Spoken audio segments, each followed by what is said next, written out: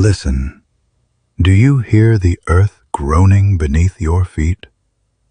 There are older powers in this world than the gods of light, powers that have slept for centuries, dreaming in the darkness, waiting for the moment when the balance would tip and they could rise again.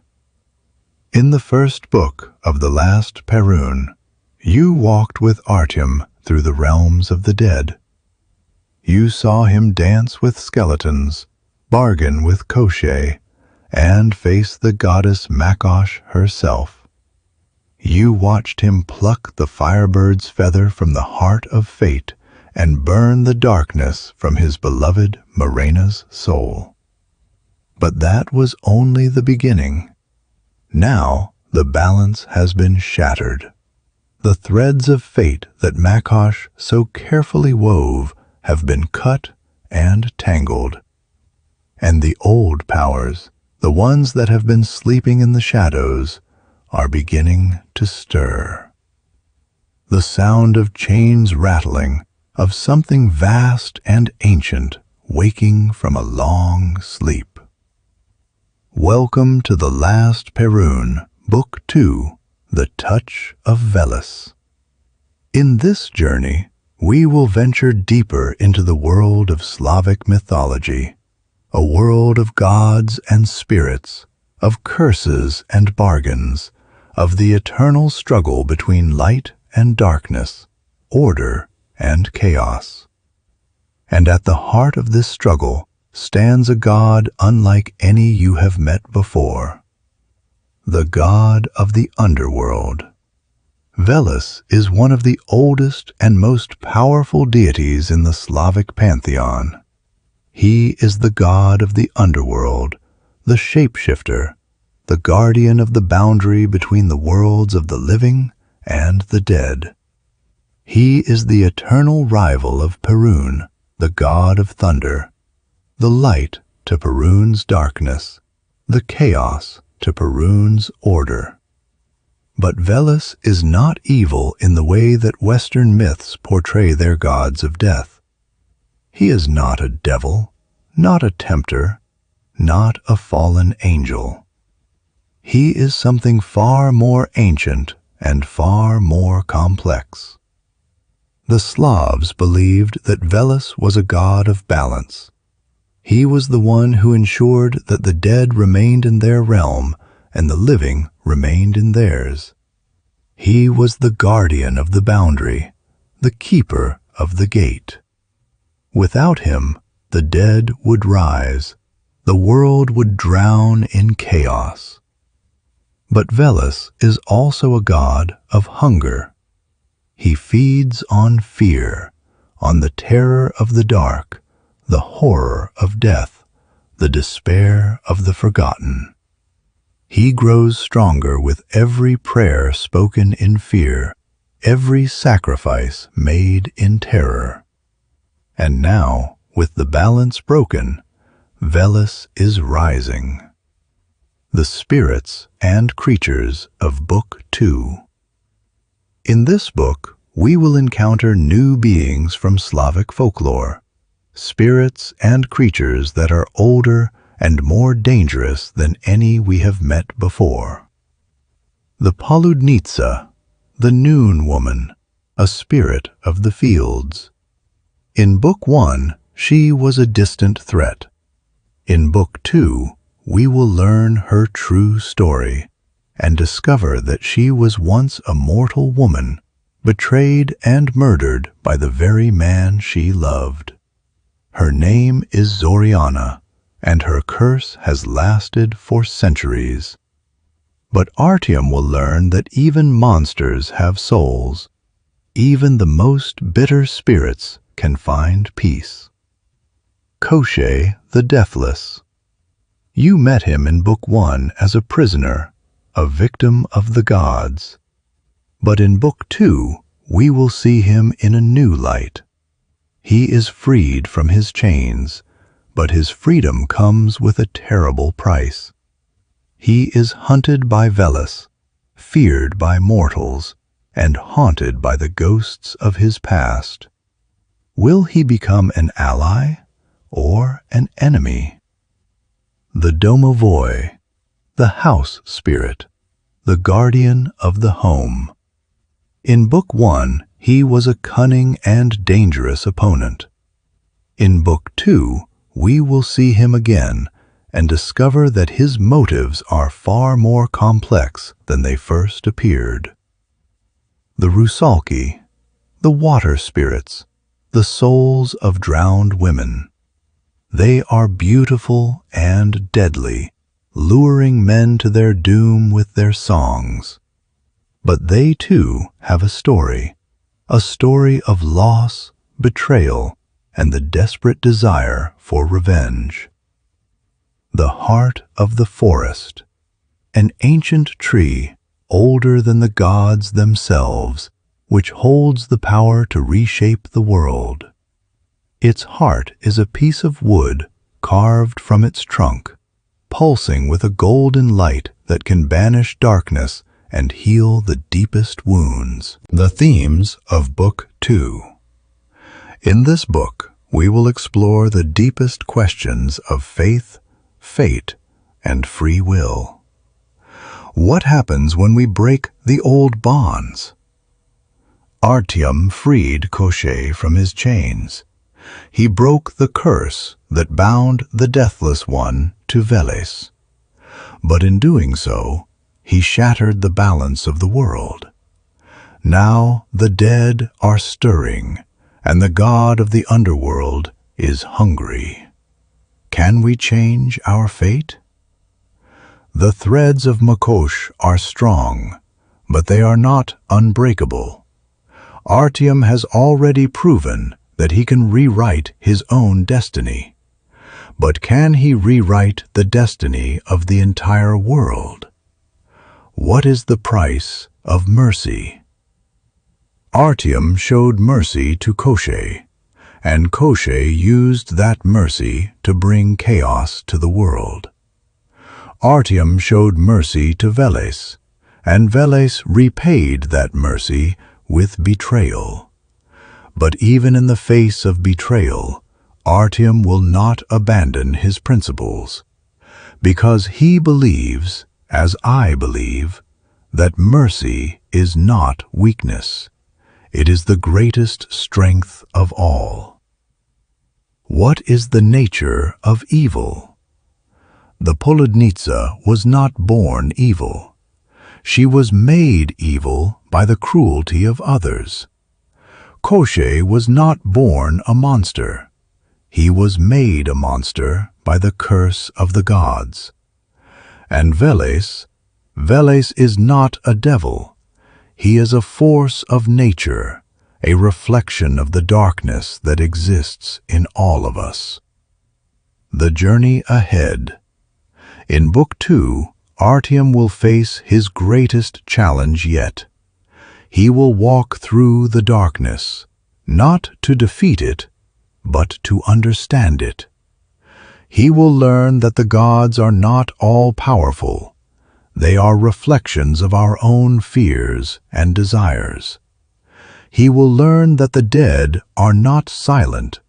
They are waiting for someone to hear them. And he will learn that the world is not black and white. It is a tapestry of gray, woven from the threads of fate, and every choice we make adds another thread to the pattern. A single voice, the voice of the narrator, speaks softly. This is the story of Artyom's journey into the heart of darkness. This is the story of the god Veles and the bonds that bind him to the world. This is the story of love and sacrifice, of hope and despair, of the choices that define us and the threads that connect us all. Welcome, listener. The night is deep, the shadows are stirring, and the old gods are watching. Artyom, Artyom. Let us begin. Explanation of Slavic folklore for new readers. For those who are new to the world of Slavic mythology, here is a brief guide to the beings and concepts you will encounter in Book 2. Veles, the god of the underworld, the shapeshifter, the guardian of the boundary. He is the eternal rival of Perun, the god of thunder. In Slavic mythology, Veles is not evil. He is chaos, balance, and transformation. He is the god of cattle, wealth, and magic, and he is often depicted as a serpent or a bear. The Poludnitsa, the noon woman, a spirit of the fields who appears at midday. In some traditions, she is a beautiful woman who kills those who work in the fields during the hottest hours. In others, she is a warning, a reminder that the boundary between the worlds is thin and that the dead are always watching. Koschei the Deathless, an ancient sorcerer whose soul is hidden in a needle, inside an egg, inside a duck, inside a hare, inside an iron chest buried beneath an oak tree. He cannot be killed by ordinary means, but he can be defeated by those who are clever enough to find his secret. The Rusalki, water spirits, the souls of drowned women. They appear as beautiful maidens with long green hair, and they lure men to their deaths with their songs. In Slavic folklore, they are not evil. They are tragic figures, victims of betrayal and cruelty. The Domovoi, the house spirit, who lives behind the stove or beneath the threshold. He protects the family and punishes those who disrespect him. He must be fed and honored, or he will bring misfortune to the household.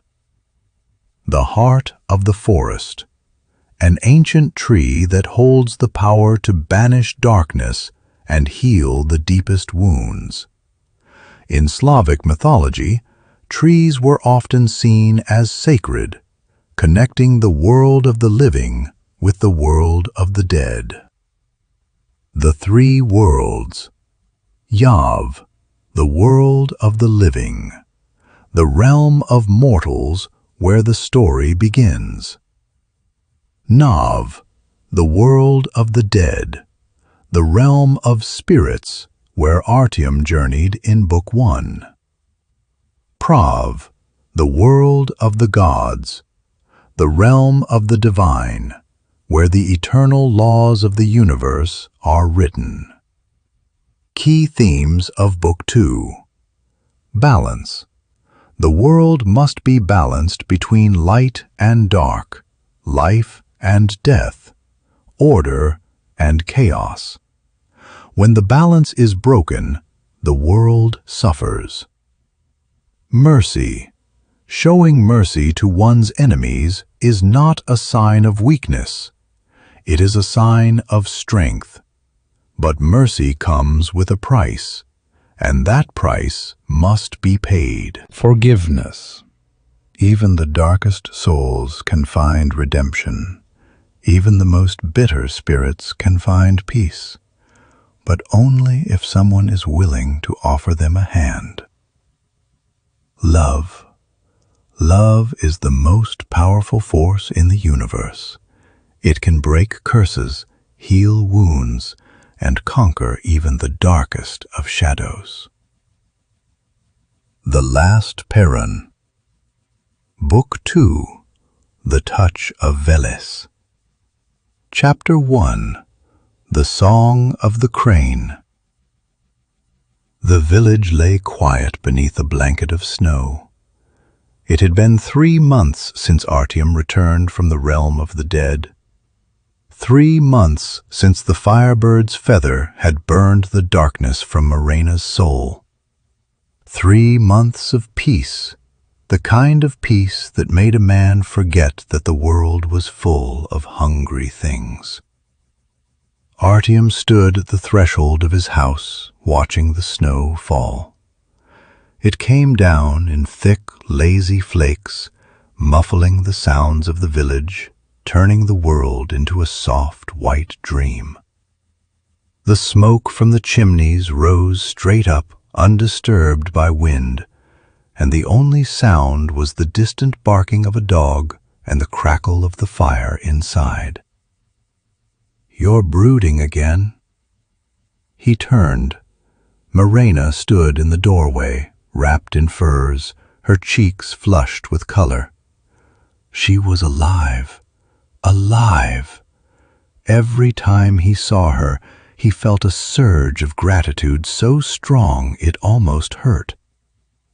"I'm not brooding," he said. "I'm thinking." "Same thing." She stepped out into the snow, her boots crunching on the frozen ground.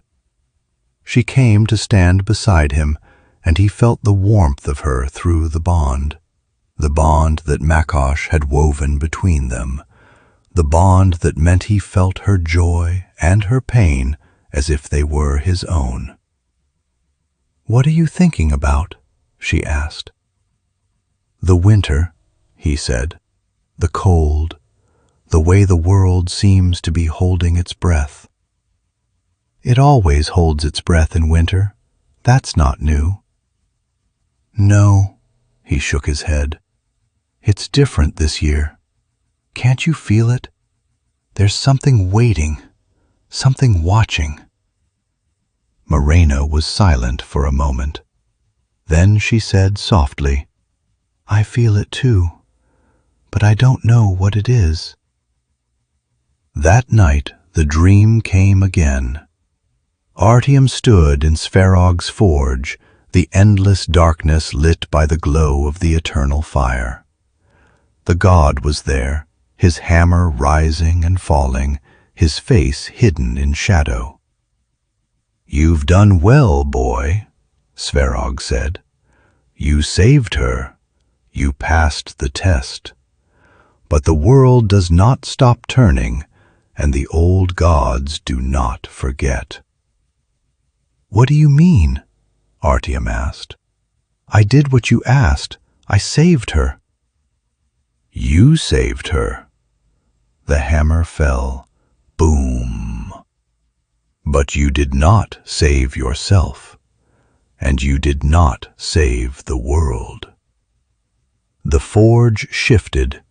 The darkness pulled back, and Artyom saw a vision, a village burning, a river of blood, and in the center of it all, a figure wrapped in shadows, its eyes glowing like embers. "You have woken something," Svarog said. "The bonds you forged, the threads you cut, they have disturbed the balance. And Veles is watching."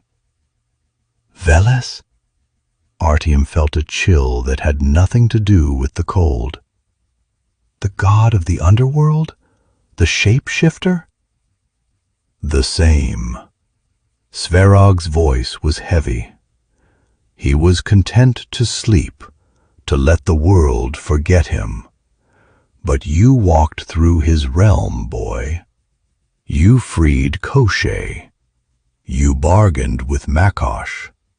You disturbed the order of things, and now Veles stirs." "What does he want?" "He wants what he has always wanted." The hammer rose and fell. Boom.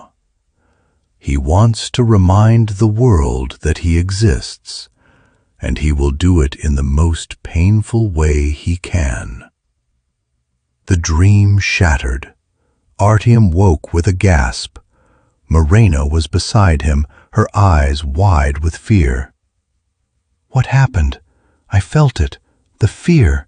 It woke me." "I had a dream," he said, his voice hoarse. "Svarog, He told me Veles is coming. Veles? The god of the underworld? She sat up, pulling the furs around her. Why would he come here? We've done nothing to him. We walked through Nav. We freed Koschei. We disturbed the balance. He ran a hand through his hair. Svarog said I woke something that was sleeping. The fire in the hearth flickered. The shadows in the corners seemed to deepen. And from somewhere outside, Artyom heard a sound that made his blood run cold. A crane's cry. But it was winter. Cranes didn't cry in winter. They found the body in the morning. It was old Yaramir, the village elder. He lay in the snow at the edge of the village, his eyes open, his face frozen in a mask of terror. There were no wounds on him, no signs of struggle. He had simply stopped. On his chest lay a single feather, black as pitch, and beside him, written in the snow, was a message in a language that made Artyom's stomach turn. You walked through my realm. Now I walk through yours. Marena read the words over his shoulder. Her hand found his, cold and trembling. Veles, she whispered. He's here. Chapter 2. The Gathering Shadows. Father Mikhail stood in the church, his hands clasped before the altar, his lips moving in silent prayer. The church was small and cold, the walls bare wood, the only light coming from a single candle that flickered in the draught. When Artyom entered, the priest turned. His face was pale, his eyes dark with exhaustion. You saw the body, Artyom said. I saw it. Father Mikhail's voice was flat. And I saw the message. You walked through my realm, now I walk through yours. It's a curse, a pagan curse. It's Veles, the god of the underworld. There is no god but the one true God. The priest's eyes flashed. This is the work of the devil, and it has come because of what you did. You walked into the realm of the dead. You bargained with demons. You brought this upon us. Artyom felt a flash of anger, but he forced it down. I saved Marena. I saved her from the curse that was killing her. If that brought Veles's attention to this village, then I'll deal with it. How will you deal with a god, boy? With prayers to your pagan idols? With spells and charms and blood sacrifices? Father Mikhail shook his head. No, there is only one power that can save us now. The power of Christ. The power of the cross. The cross didn't save Yaramir. The priest flinched as if struck. That was a test, a trial of our faith, and we must not fail it. You can stay here and pray if you want, Artyom said, but I'm going to find out what Veles wants, and I'm going to stop him. He turned and walked out of the church, leaving the priest alone with his candles and his prayers. The village was in chaos. People gathered in the square, their faces pale with fear. They had seen the body. They had seen the message. They were whispering about curses and gods and the end of days. Artyom climbed onto the well and raised his hands for silence. Listen to me, he shouted. I know you're afraid. I'm afraid too. But fear won't save us. We need to be smart. We need to be strong." "And what would you have us do?" called a voice from the crowd. It was Mikula the smith, his face grim. "You were the one who walked into the realm of the dead. You were the one who brought this upon us." "I didn't bring this upon us," Artyom said. "Veles was always here. He was always watching. He was always waiting. He just needed an excuse to act, and I gave him one." "You admit it," someone shouted. "You admit you brought the curse." "I admit I walked through Nav. I admit I freed Koschei. I admit I bargained with Makosh. And I admit I would do it all again to save Marena." His voice rang out over the crowd. "But I'm also going to fix this. I'm going to find out what Veles wants, and I'm going to stop him." "How?" Mikula asked. "How will you stop a god?" Artyom didn't have an answer, but he knew where to start. He found Nadia in her hut at the edge of the village. The old wise woman was sitting by her fire, her face lined with worry, her hands busy with a bundle of dried herbs. When Artyom entered, she looked up, and her eyes held a sadness that made his heart ache. "I knew you would come," she said. "Sit. We have much to discuss." He sat across from her, the fire crackling between them. "Veles is here," he said. "He killed Yaramir. He left a message. What does he want?" Nadia was silent for a long moment. Then she spoke, her voice low and steady. "Veles is the god of the underworld, the shapeshifter, the guardian of the boundary between the worlds. He is not evil, Artyom, not like the priests say.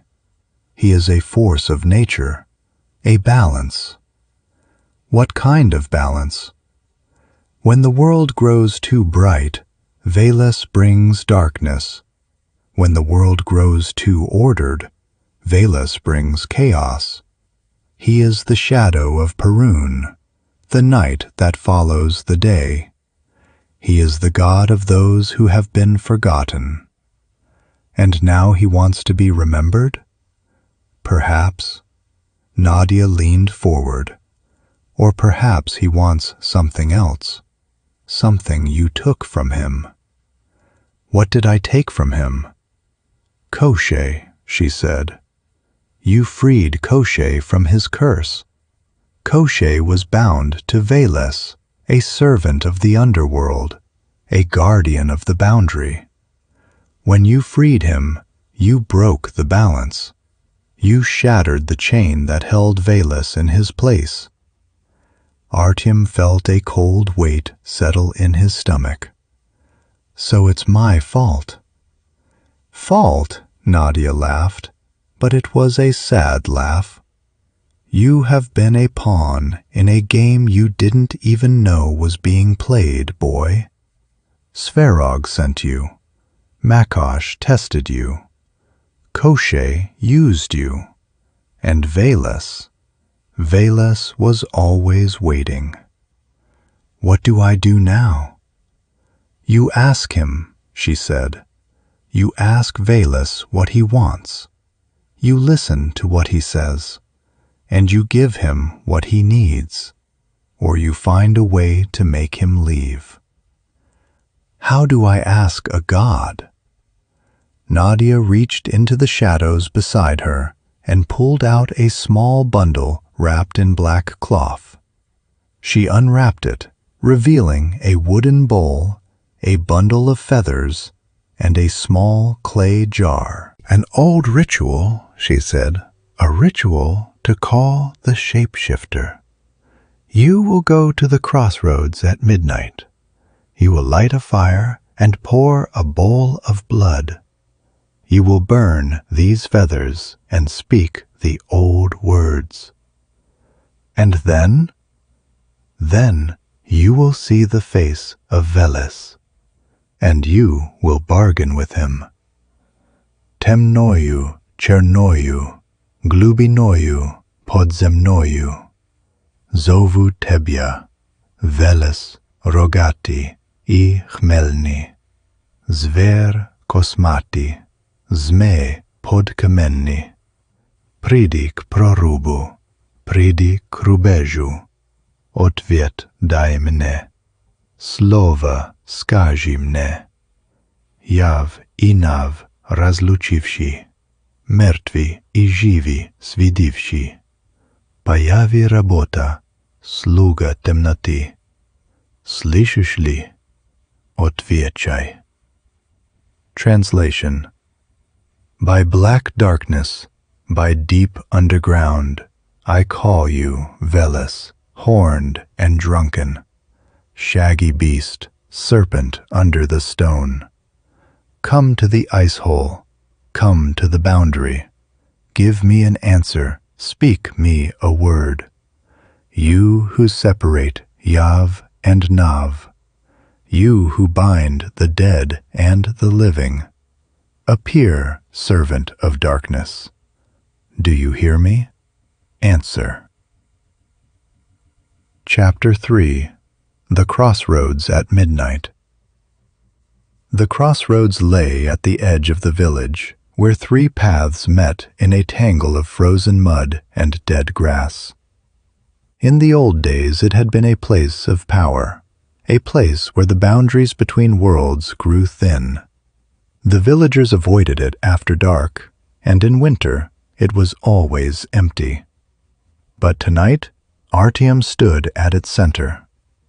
The fire he had built was small, barely more than a handful of sticks, but it burned with a strange blue-green flame. The bowl Nadja had given him sat at his feet, filled with the blood of a slaughtered rooster, and in his hands he held the bundle of feathers, black feathers, each one plucked from a raven that had died at sunset. He waited. The stars above him were cold and distant, their light thin and watery. The wind had died, and the silence was absolute. He could hear his own heartbeat, slow and steady, counting down the moments. Then the shadows began to move. They didn't shift with the firelight. They flowed like water, gathering in the darkness between the paths. They rose, taking shape, and Artyom felt a chill that went deeper than the cold. The shape was tall, taller than any man, with antlers that branched like the limbs of an ancient oak. Its eyes were twin fires, green and gold, and its skin was the color of bark, scarred with the marks of 1,000 winters. You called, little man. The voice came from everywhere at once, from the earth, from the sky, from the darkness between the stars. It was a voice that had been speaking since the world was young. Veles, Artyom said, forcing his voice to stay steady. I've come to bargain. The god laughed, a sound like the cracking of ice on a frozen river. You have nothing I want. Then why are you here? Why did you kill Yaramir? Why did you leave that message? Veles stepped closer, and Artyom saw that his feet were not feet, but claws, great, taloned claws that left deep marks in the frozen earth. You freed Koschei, the god said. You broke the chain that held him to my realm. Do you know what that means? He was your servant, your guardian. He was my chain. Veles's voice was bitter. Bound to me as punishment, bound to serve me until the end of days. When you broke his curse, you broke the bond between us. You released him, and now he walks free, gathering power, plotting revenge. Revenge on whom? On me. Veles's eyes flared. He was my prisoner, and now he is my enemy. He will come for me, and when he does, I will fall. And when I fall, the underworld will be unguarded. The dead will pour into the world of the living. Everything you love will be consumed. Artyom felt a cold weight settle in his chest. What do you want me to do? You broke it, Veles said. You will fix it. How? How can I fix something I didn't know I broke? Veles leaned close enough that Artyom could smell the earth and rot and ancient things that had been buried too long. You will bind Koschei again, he said. You will find him, and you will place him back in his chains. Or you will destroy him, if you can. And if you do this, I will leave your village in peace. I will return to my realm and sleep, and your children's children will never know my name. And if I refuse? Then I will destroy everything you love. Veles straightened, his eyes burning. Every man, every woman, every child. The fields will burn. The rivers will run with blood. And when it is done, I will take Marena's soul, and I will keep it in my realm, where you will never be able to reach it. Artyom's hands tightened into fists. You wouldn't. I am a god, Veles said. I do what I must. The silence stretched between them, heavy and suffocating. Then Artyom spoke. I'll do it, he said. I'll find Koschei. I'll bind him again. But I want something in return. You dare demand payment? I'm not demanding. I'm asking. Artyom met the god's glowing eyes. I want you to protect the village while I'm gone. I want you to make sure no harm comes to Marena or to anyone else. And when I return, I want you to give me something, a token of your power, something that will help me if I ever face Koschei again. Veles stared at him for a long moment. Then the god laughed, a deep, rumbling laugh that shook the ground beneath their feet. You have courage, little man. I will grant your request. I will protect your village, and I will give you a token of my power, a shard of the earth's heart that will burn in the presence of Koschei's magic. Use it wisely. He reached into the darkness and pulled out a small object, a shard of black stone, warm to the touch, pulsing with a faint inner light. He tossed it to Artyom, who caught it in his trembling hands. Go, Veles said. Find Koschei, bind him or destroy him, and remember, if you fail, the price will be paid in blood. The god began to fade, his form dissolving into the shadows, and then he was gone, leaving Artyom alone at the crossroads with a shard of stone and a task that felt impossible. Artyom walked back to the village as the first light of dawn crept over the horizon. The fire had died. The bowl of blood had frozen solid. But in his pocket, the shard of black stone pulsed with a faint, steady warmth. He found Marena waiting for him at the threshold of their house. Did it work? She asked. Did you see him? I saw him, Artyom said, and I made a bargain. I have to go find Koschei. I have to bind him again, or destroy him. Koschei? Marena's face went pale. The same Koschei you freed? The deathless one? The same. He took her hands in his. He's free, and he's angry. He wants revenge on Veles, and if he gets it, the underworld will be unguarded. The dead will rise. Everything we love will be destroyed. Then I'll come with you. No. His voice was firm. You'll stay here. Veles will protect the village while I'm gone. I need you to be safe. I can't just stay here while you... You can. He cupped her face in his hands. I'm not going to lose you again. I can't.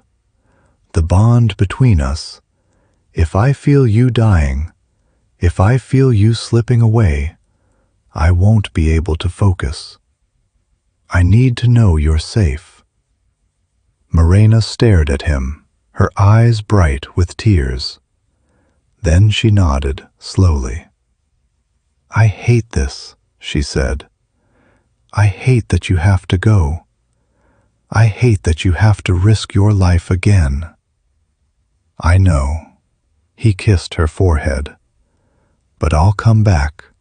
I swear it. Promise me. Her voice was fierce. Promise me you'll come back. He looked into her eyes, and he made a vow that he had made before. A vow he would make 1,000 times. I promise, he said. The shard of stone pulsed in his pocket as he packed his bag. He gathered his sword, his father's hammer, the supplies he would need for a long journey. He kissed Marena one last time, then turned and walked out of the village, following the road that led to the north. Behind him, the sun rose over the village, painting the snow in shades of gold and pink. Ahead of him, the road stretched into the unknown, into the land where Koschei was gathering his power. He walked for 3 days, through forests and across frozen rivers. The shard of stone pulsed constantly now, warning him of Koschei's presence. And on the 3rd night, as the sun set and the stars began to appear, he saw the campfire. It was small, a tiny speck of orange in the darkness, but Artyom knew whose fire it was. He approached carefully, his hand on his sword. The fire grew larger as he walked, and soon he could see the figure sitting beside it, a man in black robes, his face hidden in shadow. Come, Artyom, the voice said. I've been expecting you. Koschei looked up, and his eyes were the same cold blue that Artyom remembered. The eyes of a man who had been alive for far too long. I know what you want, Koschei said. Veles sent you. He wants you to bind me again.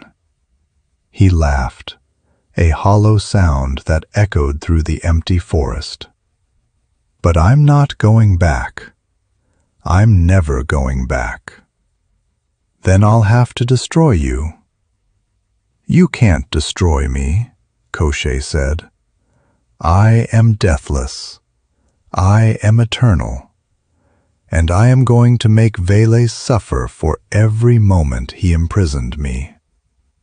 Then you'll have to kill me first. Koschei's eyes glittered. That can be arranged.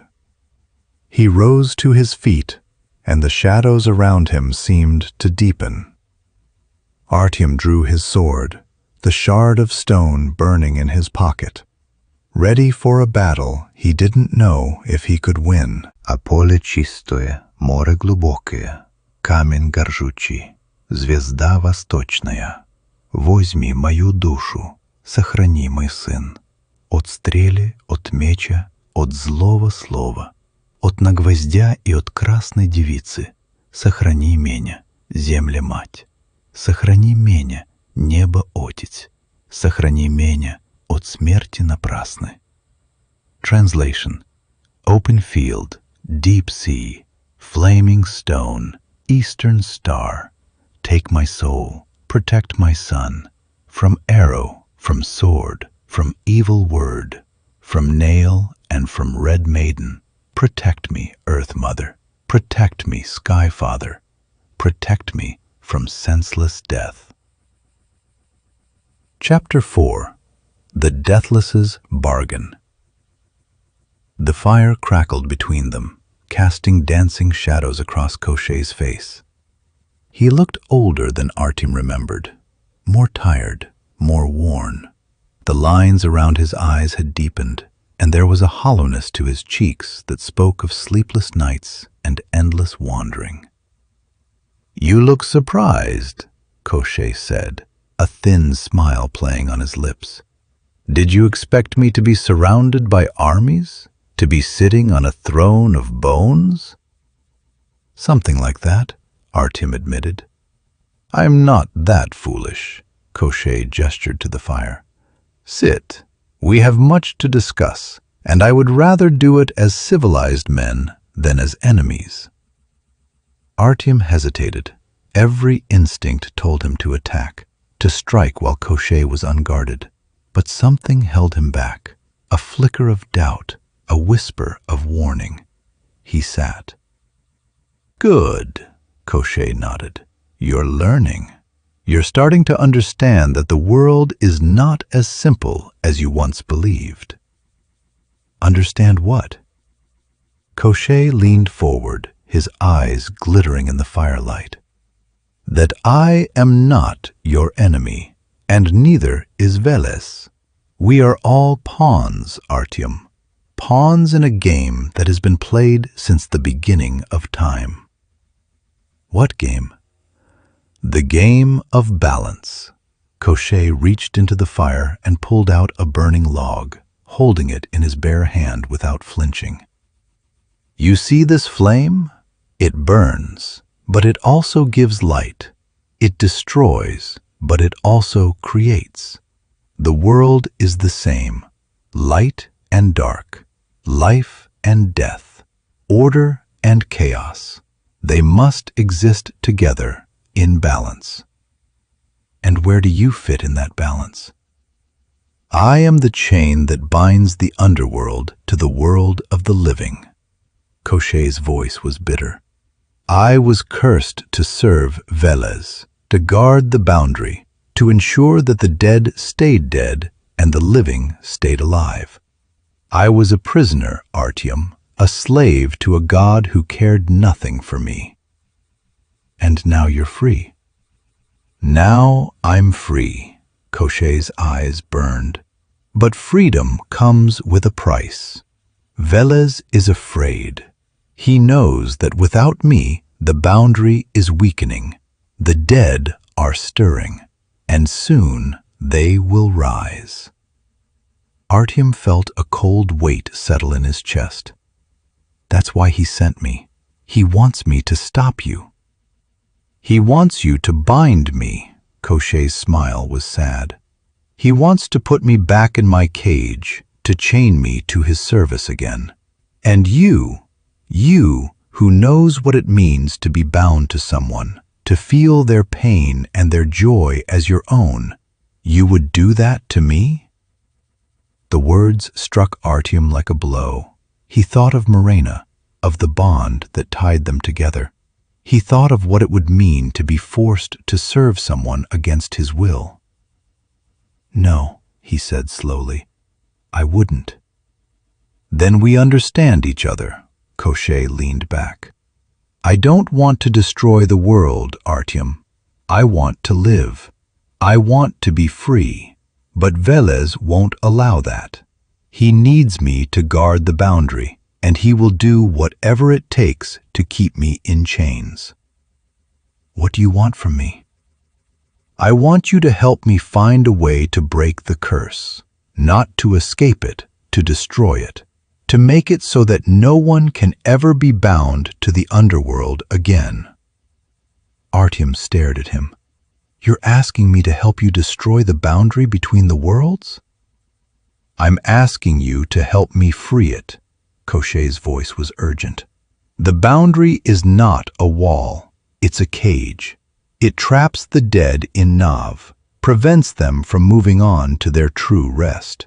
And it traps the living in fear, in ignorance, in the endless cycle of death and rebirth. And if the boundary is destroyed, then the dead will move on, they will find their peace, and the living will be free to live without the shadow of death hanging over them. Artyom was silent for a long moment. The fire crackled and spat, and the wind whispered through the trees. What about the price? He asked. Veles said that if you take revenge on him, the underworld will be unguarded. The dead will pour into the world of the living. Veles lied. Koschei's voice was flat. He always lies. That's what gods do. They tell you what you need to hear to keep you obedient. The truth is, the boundary doesn't need a guardian. It doesn't need a warden. It needs to be healed. And to heal it, we need to break the curse that holds it in place. How do we do that? Koschei reached into his robes and pulled out a small object, a needle made of bone, inscribed with runes that seemed to writhe in the firelight. The deathless needle, he said, the key to my curse. If we destroy it, the curse will break. Veles will lose his hold on the boundary, and we will all be free. Artyom stared at the needle. It pulsed with a dark, malevolent energy, and he felt a primal revulsion rise in his throat. Why do you need me? He asked. Why not just destroy it yourself? Because I can't. Koschei's voice was bitter. The curse prevents me from harming the needle. If I try to break it, I will die. Truly die. Not just the death of the body, but the death of the soul. I need someone else to do it. And if I refuse? Then Veles will find you.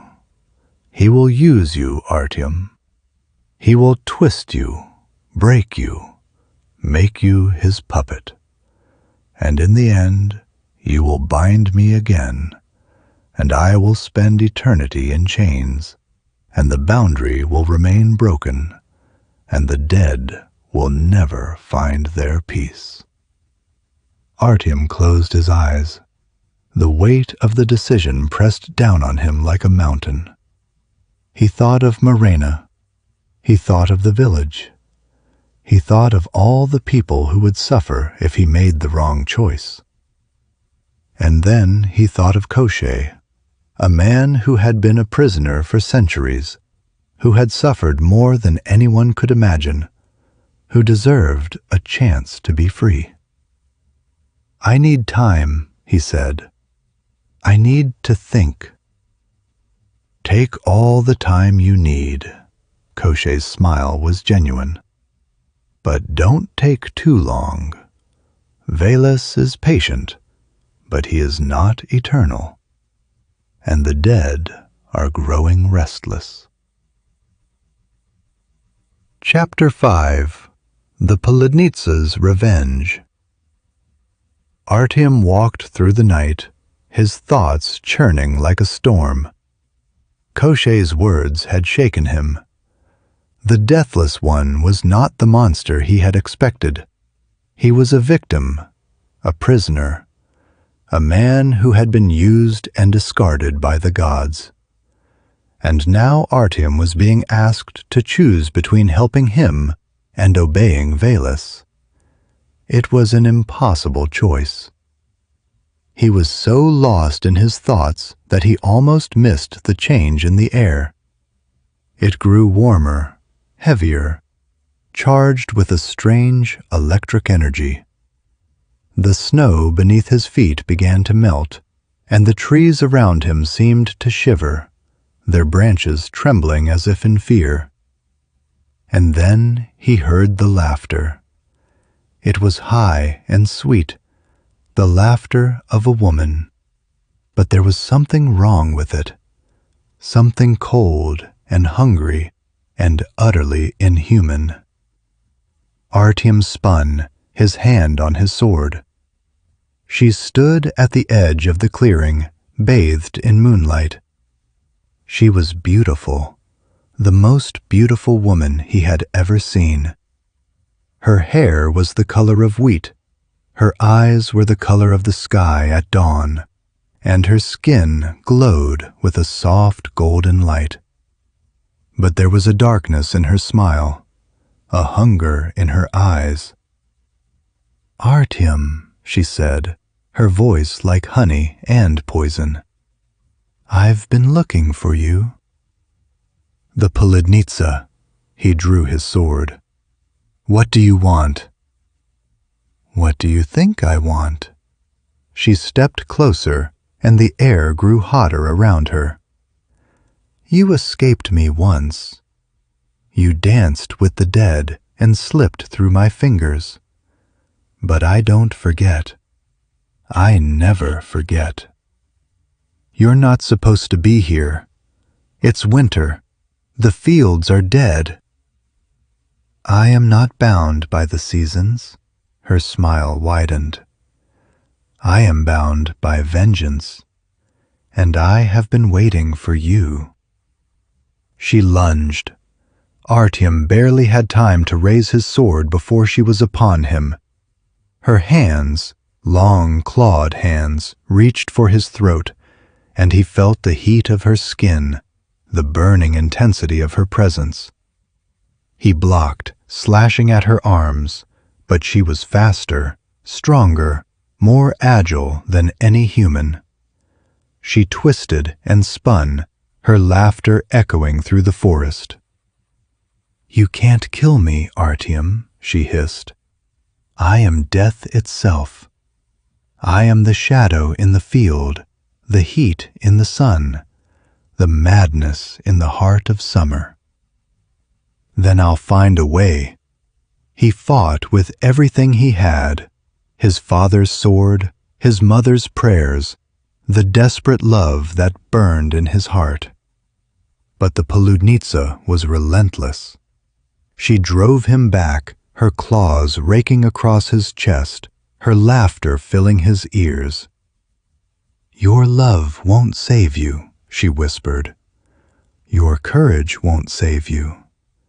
Nothing can save you from me."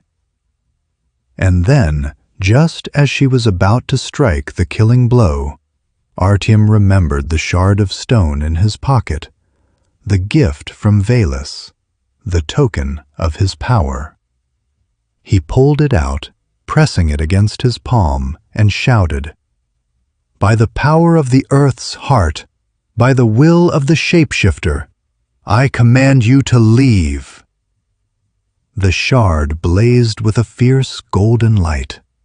The Poludnitsa screamed, a terrible, piercing sound, and recoiled as if burned. Her form flickered, dissolved, and then she was gone, leaving nothing behind but the lingering heat of her presence. Artyom collapsed to his knees, gasping for breath. The shard had gone dark, its power spent. But he was alive. He found Koschei still sitting by the fire, waiting for him. "You encountered the Poludnitsa," Koschei said. "I felt her presence. She tried to kill me. She will try again." Koschei's voice was grim.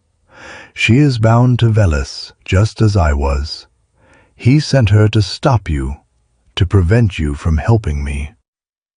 What do I do? Finish what you started."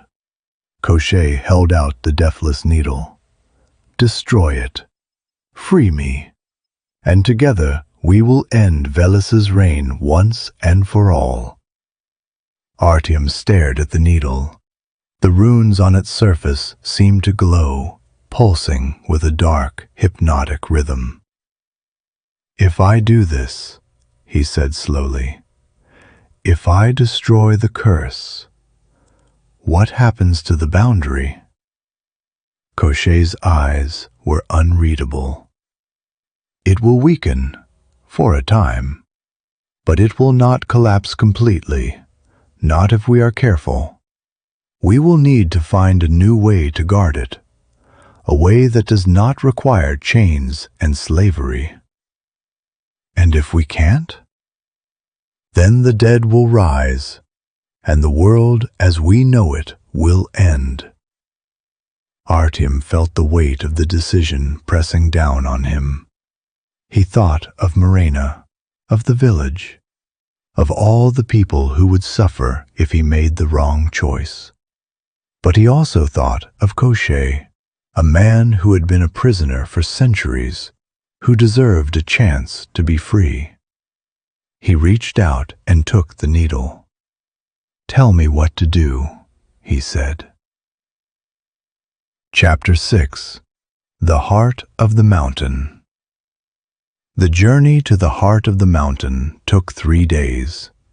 Koschei led Artyom through forests and across frozen rivers, past villages that were nothing but ashes and ruins, through places where the boundary between worlds was so thin that Artyom could see the dead walking in the shadows.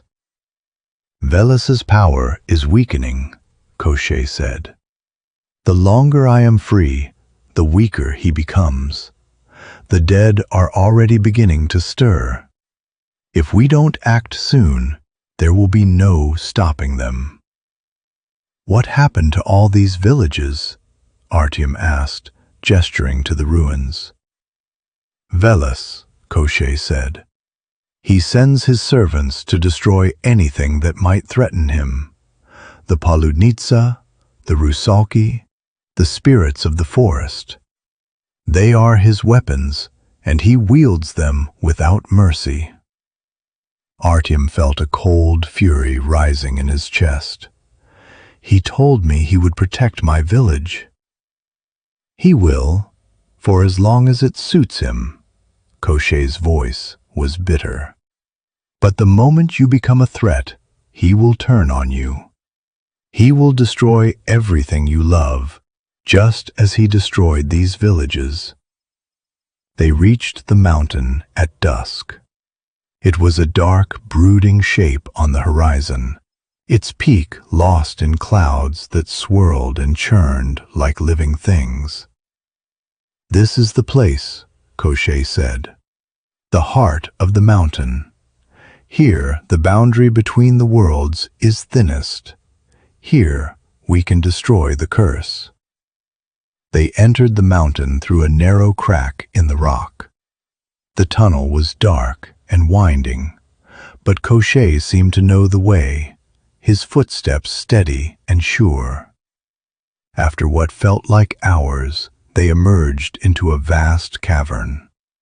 The walls glowed with a faint blue light, and the air was thick with the smell of earth and stone and ancient things.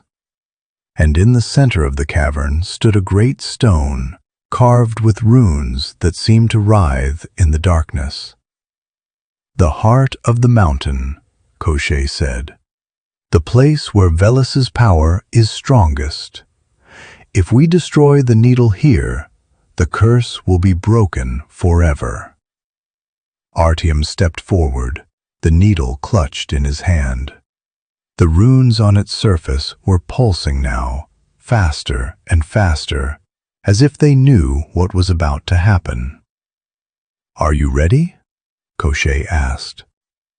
"I'm ready." He raised the needle, preparing to smash it against the stone. And then he heard the voice. "Stop!" It was Veles's voice, cold and commanding. The god appeared in the center of the cavern, his form towering, his eyes blazing with fury.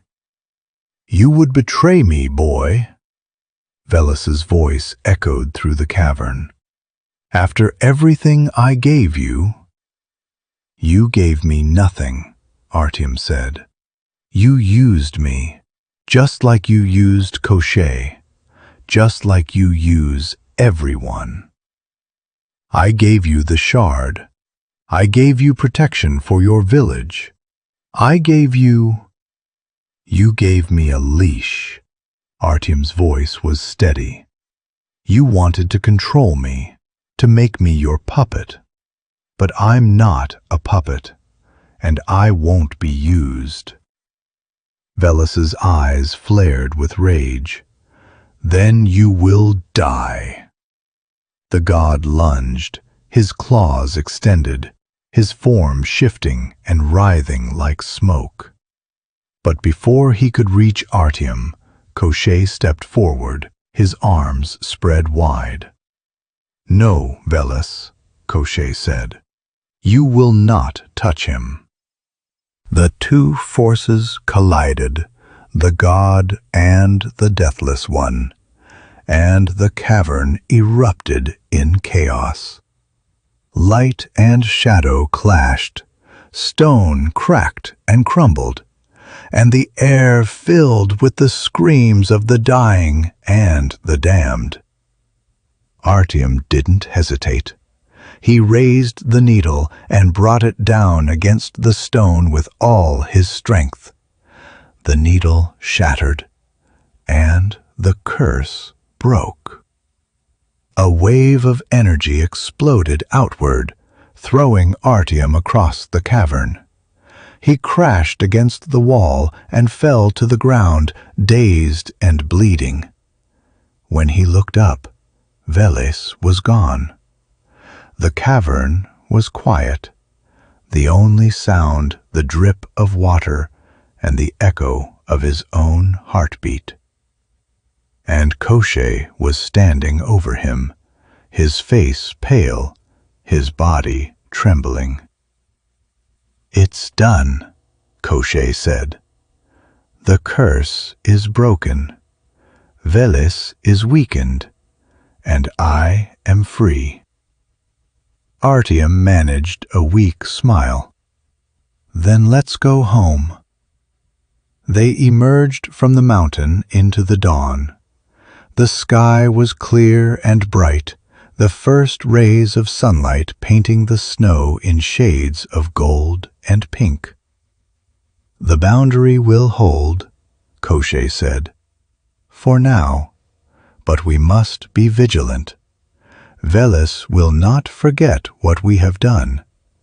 He will return, and when he does, he will be stronger than before." "Then we'll be ready." Artyom turned to face him. "What will you do now?" Koschei's smile was sad. "I don't know. For the first time in centuries, I have no purpose. No curse to bind me, no chains to hold me." He paused. "I think I will wander. I think I will try to find a new way to exist." "And if we need you?" Koschei's eyes flickered with something, hope maybe, or gratitude. "Then I will come," he said.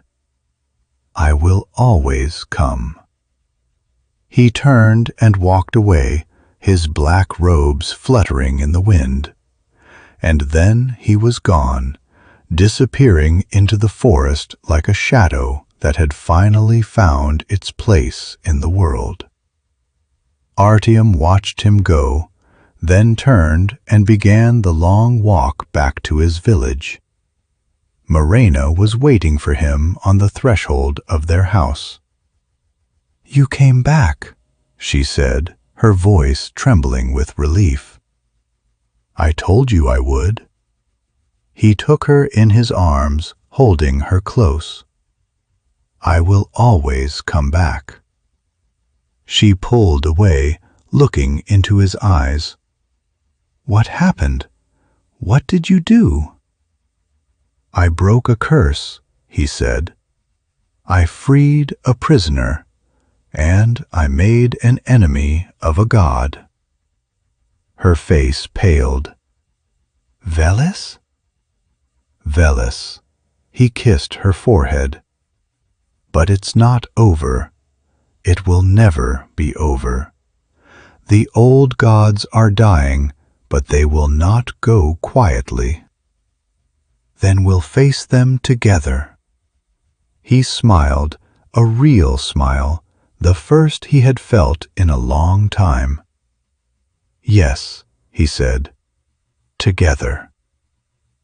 Des stoyat dom, stoyat vorota, stoyat okna, stoyat porogi, ne voiti zlu, ne proiti bedam, ne probracia kradi, ne probracia voram.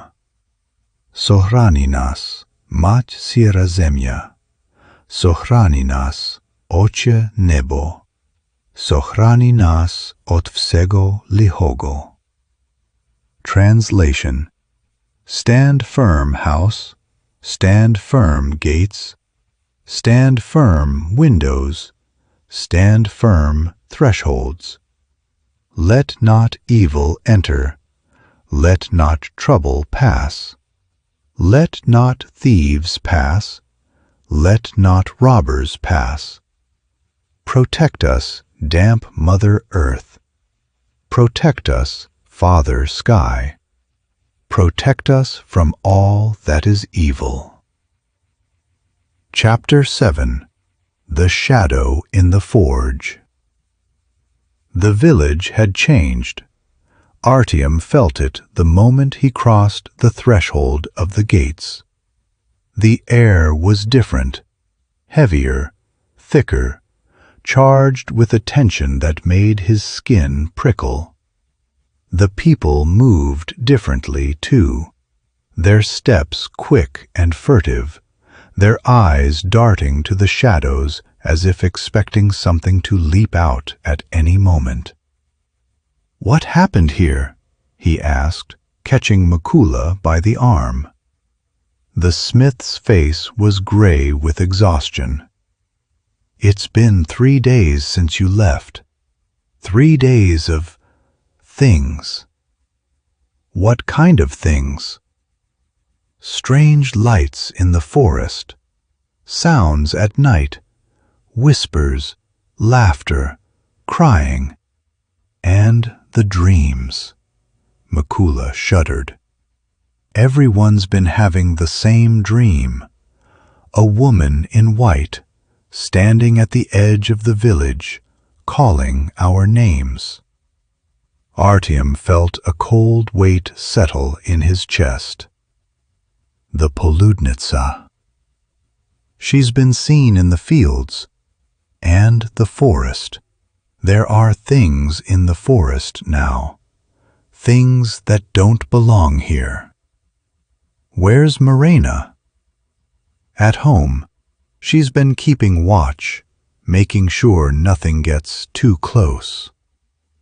Artyom didn't wait to hear more. He ran through the village, past the church where Father Mikhail stood on the steps with a cross in his hands, past the well where the women gathered with worried faces, past the houses with their doors barred and their windows shuttered. He burst through the door of his house and found Marena sitting by the fire, her eyes fixed on the shadows in the corner. "Artyom!" She rose, crossing to him in 3 quick steps, her arms wrapping around him. "You're back! You're back!" "I told you I would come back." He held her close, feeling the warmth of her body, the steady beat of her heart. "What happened while I was gone?" "Mikula said there were strange things in the forest." "Strange things," she repeated, pulling back to look at him. "Artyom, there's something out there, something that's been watching the village. I felt it through the bond, a coldness, a hunger. It's not just the Poludnitsa, it's something worse. Veles? I don't know, but I know it's coming for us. The dreams started that night. Artyom lay beside Marena, his eyes closed, his body heavy with exhaustion. But sleep did not come easily. He tossed and turned, his mind churning with images of the mountain, of Koschei, of Veles's burning eyes. And then he dreamed. He stood in a field of snow, alone beneath a sky that was black as pitch. The wind howled around him, carrying whispers that he couldn't quite understand. And in the distance he saw a figure, a woman, dressed in white, her hair streaming in the wind. The Poludnitsa. She was walking toward him, her steps slow and deliberate. Her face was beautiful, but there was a coldness in her eyes, a hunger that made his blood run cold. "You thought you could escape me," she said, her voice like the rustle of dead leaves. "You thought you could break the curse and walk free. But I am not a curse, Artyom. I am a promise that has been waiting for you since the beginning." "What do you want?" he asked, his voice barely a whisper. "I want what I was denied," she said. "I want the life that was stolen from me. I want to feel the sun on my skin, the grass beneath my feet, the warmth of a lover's embrace. I want to be alive." "Then why don't you just move on? Why don't you find peace?" "Peace?" She laughed, a hollow, empty sound. "There is no peace for me.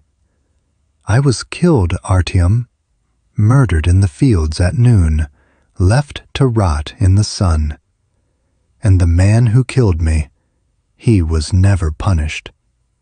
He lived a long, happy life, surrounded by family and friends, while I became this." Her form flickered, and for a moment Artyom saw something else beneath the beauty. A woman, young and innocent, her face twisted in pain, her body covered in wounds. "Who killed you?" he asked. "The one who cursed me," she said. "The one who made me what I am. The one you freed from his chains." "Koschei?" "Koschei." Her voice was bitter. "He was my husband. He killed me when I discovered his secret. He bound my soul to the fields, made me a servant of Veles, forced me to hunt the living for eternity.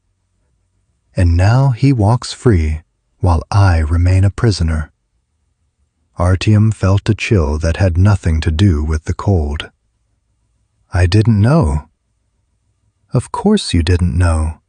Her voice softened, and for a moment she almost sounded human. "You are a pawn, Artyom. A pawn in a game you don't understand. Koschei used you to break his curse. Veles used you to try to bind him again. And I am using you now." "Using me for what?" "To find peace." She stepped closer, and he felt the cold radiating from her body. "I want you to help me break my curse. I want you to find the bones of my mortal body and bury them in consecrated ground. I want you to say my name, my true name, and set my soul free." "What's your name?" She leaned close, her lips brushing his ear. "Zoriana. My name is Zoriana." The dream shattered. Artyom woke with a gasp, his heart pounding, his body slick with sweat. Marena was beside him, her hand on his chest, her eyes wide with fear. "What happened?" she asked. "I felt it, the fear, the cold. You were dreaming." "I was dreaming," he said, his voice hoarse. "I saw her, the Poludnitsa. She told me her name. She told me what Koschei did to her." "What did he do?" "He killed her, bound her soul to the fields, made her into a monster." Artyom sat up, running a hand through his hair. "She wants me to help her find peace. She wants me to find her bones and bury them." "Can you do that?" "I don't know." He looked at her, his eyes dark with uncertainty. "But I have to try. If I don't, she'll keep coming. She'll keep hunting. And eventually, she'll find a way to hurt the people I love." Marena was silent for a long moment. Then she said, softly, "Then we'll help her. Together." Chapter 8. The Bones of Zoriana. The search for Zoriana's bones took them deep into the forest. Artyom walked at the head of a small group. Marena, Mikula the smith, and 2 young hunters who had volunteered to help. The snow was deep, the path treacherous, and the air was filled with the sounds of the forest, the creak of branches, the hoot of an owl, the distant howl of a wolf. But there were other sounds too, sounds that didn't belong. Footsteps in the snow where no one walked. Whispers in the wind that seemed to form words. And everywhere, the feeling of being watched. "She's following us," Marena said, her voice low. "I can feel her." "So can I." Artyom gripped his sword tighter. "But she won't hurt us, not while we're trying to help her." They reached the clearing at midday. It was a small, circular space, surrounded by ancient oaks, their branches bare and twisted.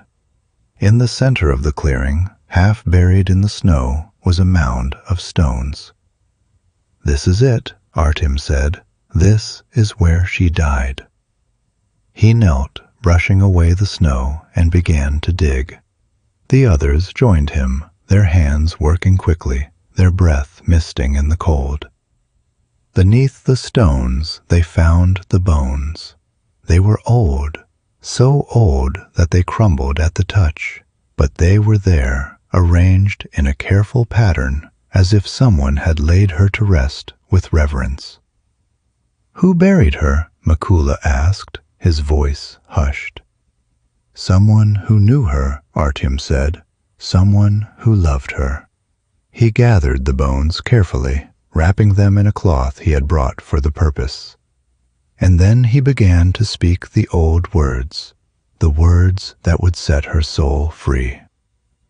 "Zoriana," he said, his voice steady, "daughter of the sun, bride of the darkness, I release you from your curse. I release you from your chains. Go now and find your peace." The air grew still. The whispers stopped, and for a moment Artyom felt something brush against his soul, something cold and sad and grateful. And then it was gone. The Poludnitsa was no more. Chapter 9. The Mirror of Lies. They returned to the village to find Father Mikhail waiting for them. His face was pale, his eyes wild, and in his hands he clutched a wooden cross so tightly that his knuckles were white. "You," he said, pointing at Artyom, "this is your doing, all of it." "What are you talking about?" "The dreams, the whispers, the things that have been happening." The priest's voice cracked. "My church is empty. My congregation is gone. They've all gone back to the old ways, the pagan ways. They've abandoned God for demons and idols." Artyom felt a flash of anger. "They've abandoned you, Father. There's a difference." "Blasphemy!" The priest stepped forward, his cross raised like a weapon. "You are a servant of the devil, Artyom. You and your witchcraft and your pagan gods. You've led these people astray. You've brought the devil into our midst." "Father, I didn't bring anything. I've been trying to save this village. I've been fighting spirits and gods and curses, and all you've done is hide in your church and pray. Prayer is more powerful than any sword." "Then why haven't your prayers stopped the Poludnitsa? Why haven't they stopped Veles? Why haven't they done anything?" The priest's face twisted with rage. "Because you have poisoned the faith of these people. You have filled their hearts with doubt and fear. And now—" He stopped, his eyes widening. Artyom turned. Veles was standing at the edge of the village. He was not in his godly form. He was dressed as a man, a nobleman, with fine robes and a cloak of fur. His face was handsome, his eyes warm, his smile inviting. But Artyom recognized him. "Father," Veles said, his voice smooth as silk, "I've heard so much about you." Who are you?" the priest stammered. "I am a friend," Veles said, "a friend who has come to help you reclaim your flock, to help you drive out the demons that have infested this village." "You're lying," Artyom said. "Don't listen to him, Father. He's Veles, the god of the underworld. He's the one who's been causing all the trouble." Veles laughed. "The god of the underworld? Me? That's absurd." He spread his hands, his expression one of wounded innocence. "I am a simple traveler, Father. I heard of your struggles, and I came to offer my assistance." "He's lying," Artyom repeated. "He's using you." The priest looked from Artyom to Veles, his expression confused, uncertain, and then something shifted in his eyes. "I believe him," Father Mikhail said. "What?" "I believe him." The priest stepped toward Veles, his cross still clutched in his hands. "You are a demon, Artyom. You have been a demon all along. You brought the darkness into this village, and now you will be cast out." "Father, please." The priest raised his cross, and a blinding light erupted from it.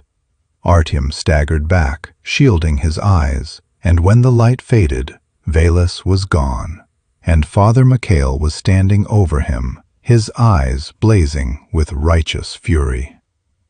"Get out of my village," the priest said. "Get out and never come back." Chapter 10. The Wandering. The expulsion was swift and brutal.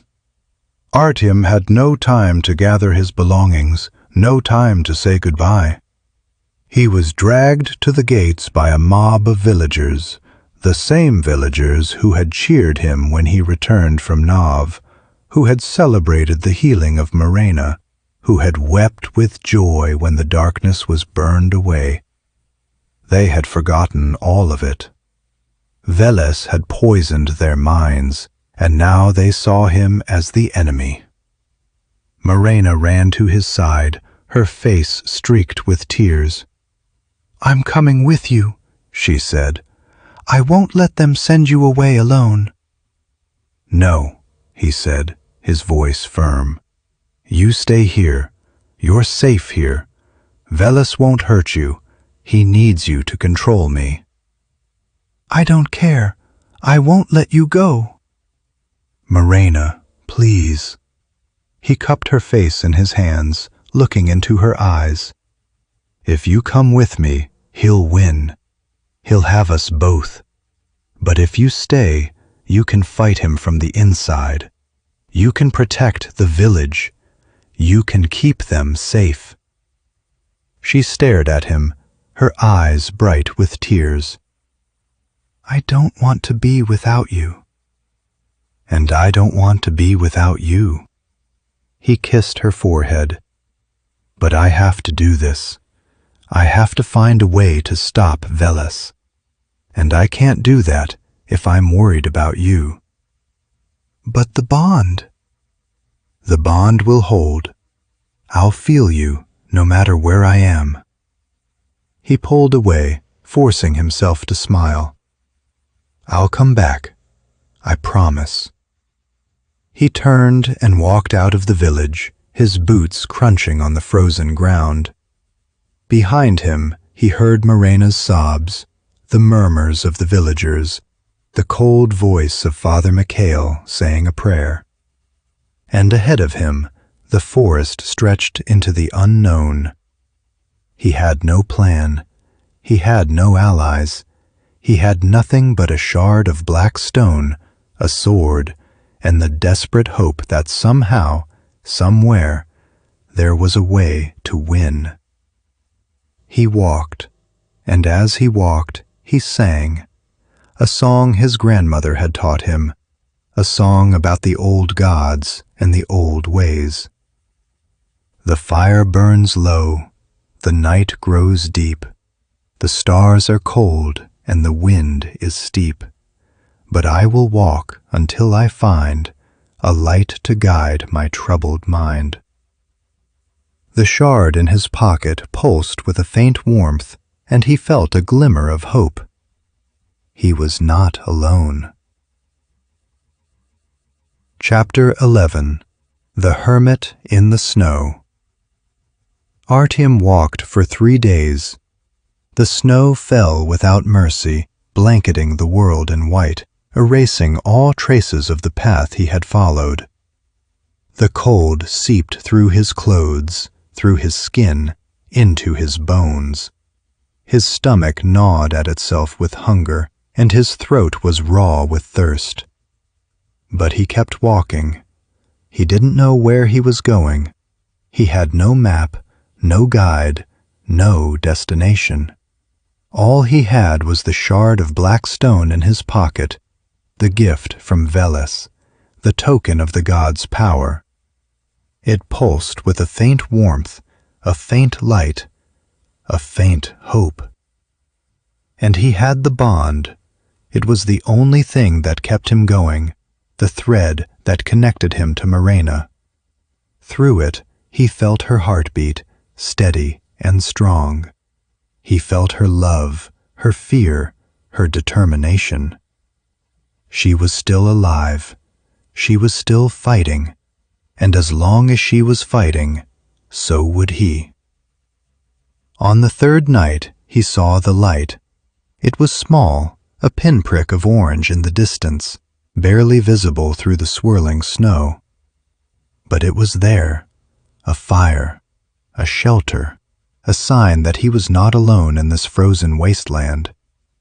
He stumbled toward it, his legs trembling with exhaustion. The light grew larger as he approached, and soon he could see the shape of a hut, small and humble, its roof sagging under the weight of snow, its walls made of rough-hewn logs. He reached the door and knocked. There was no answer. He knocked again, harder this time. The door creaked open. An old woman stood in the doorway, her face a map of wrinkles, her eyes sharp and intelligent. She was wrapped in furs, her gray hair pulled back in a simple braid, and in her hands she held a wooden staff that was carved with symbols Artyom didn't recognize. "Come in," she said, her voice like the rustle of dry leaves. "I've been expecting you." Artyom stepped inside, and the warmth of the fire washed over him like a blessing. He collapsed onto a wooden bench, his body shuddering with relief. "How did you know I was coming?" he asked. The old woman smiled. I didn't, but the ravens told me. They've been watching you, Artyom. They've been watching you since the day you left your village. The ravens? Veles's eyes, she said, his spies, but also his messengers. They brought me word of your journey, of your struggles, of your mistakes. Artyom felt a chill that had nothing to do with the cold. Mistakes. You freed Koschei. You broke the curse. You set the balance of the world into chaos. She sat across from him, her staff resting across her knees. And now Veles is hunting you. He's been hunting you since the moment you left the mountain.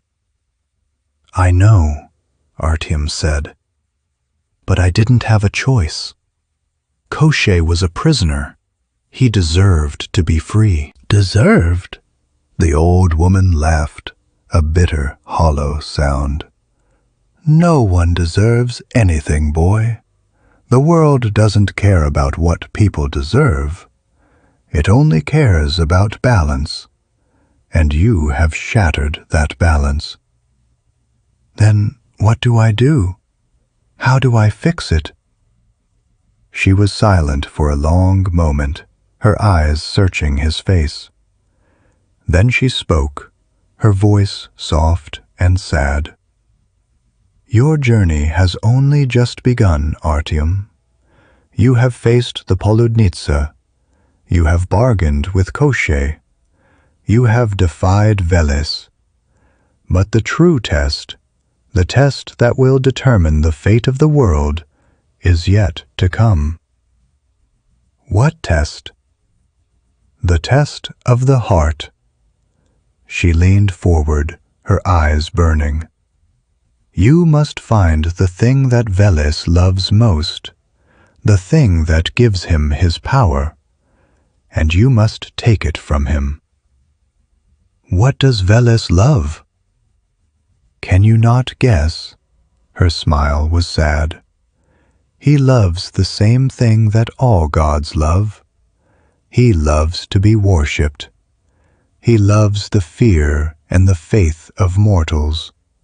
He feeds on it, grows strong on it, becomes the god of the underworld because of it. How do I stop that? How do I stop people from worshipping him? You don't.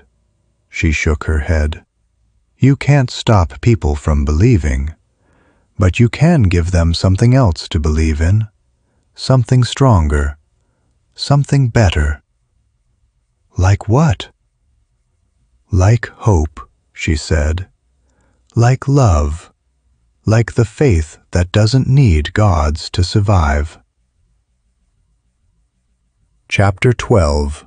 The Village Beneath the Earth. The old woman's name was Lata. She was a hermit, a woman who had lived in the forest for longer than anyone could remember. She had been a priestess once, a servant of the old gods, but she had turned away from them when she saw what they truly were. They are not benevolent, she said, stirring a pot of thin broth. They are not wise. They are not just. They are hungry. They feed on us, on our prayers, our sacrifices, our fear. And when they are full, they ask for more. How do you know this? Artyom asked. Because I was one of them. Her eyes were distant. I was a priestess of Makosh. I wove the threads of fate for 100 years. I saw what she did with them, how she twisted them, pulled them, broke them to suit her own purposes. And I walked away. Why didn't you try to stop her? Because you can't stop a god. She ladled broth into a bowl and handed it to him. But you can outsmart them. And that is what you must do, Artyom. Outsmart Veles. How? She sat back, her eyes thoughtful. Veles is a god of the underworld, but he is also a god of the forest, of the wild, of the animals and the spirits that dwell in the dark places. He is old, older than the world itself, and like all old things, he is lazy. He relies on his power, his fear, his reputation. He doesn't expect anyone to defy him. So I need to surprise him. Yes, she nodded. You need to do the one thing he doesn't expect. Which is? Zlata smiled. You need to make him feel. Artyom stayed with Zlata for 3 days. She taught him about the forest, about the spirits that dwelled in its shadows.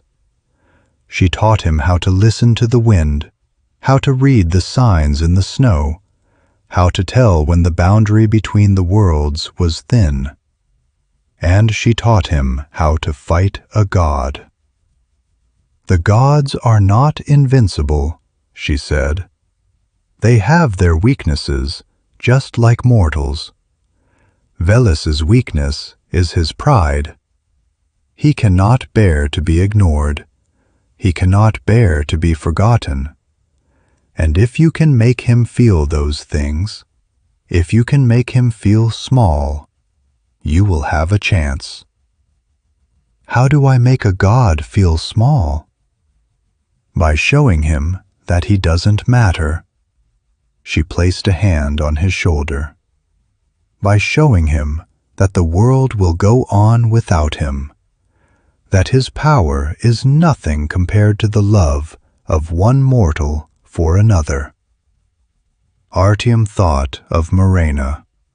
He thought of the bond that connected them, the love that had survived death and curses and the wrath of the gods themselves.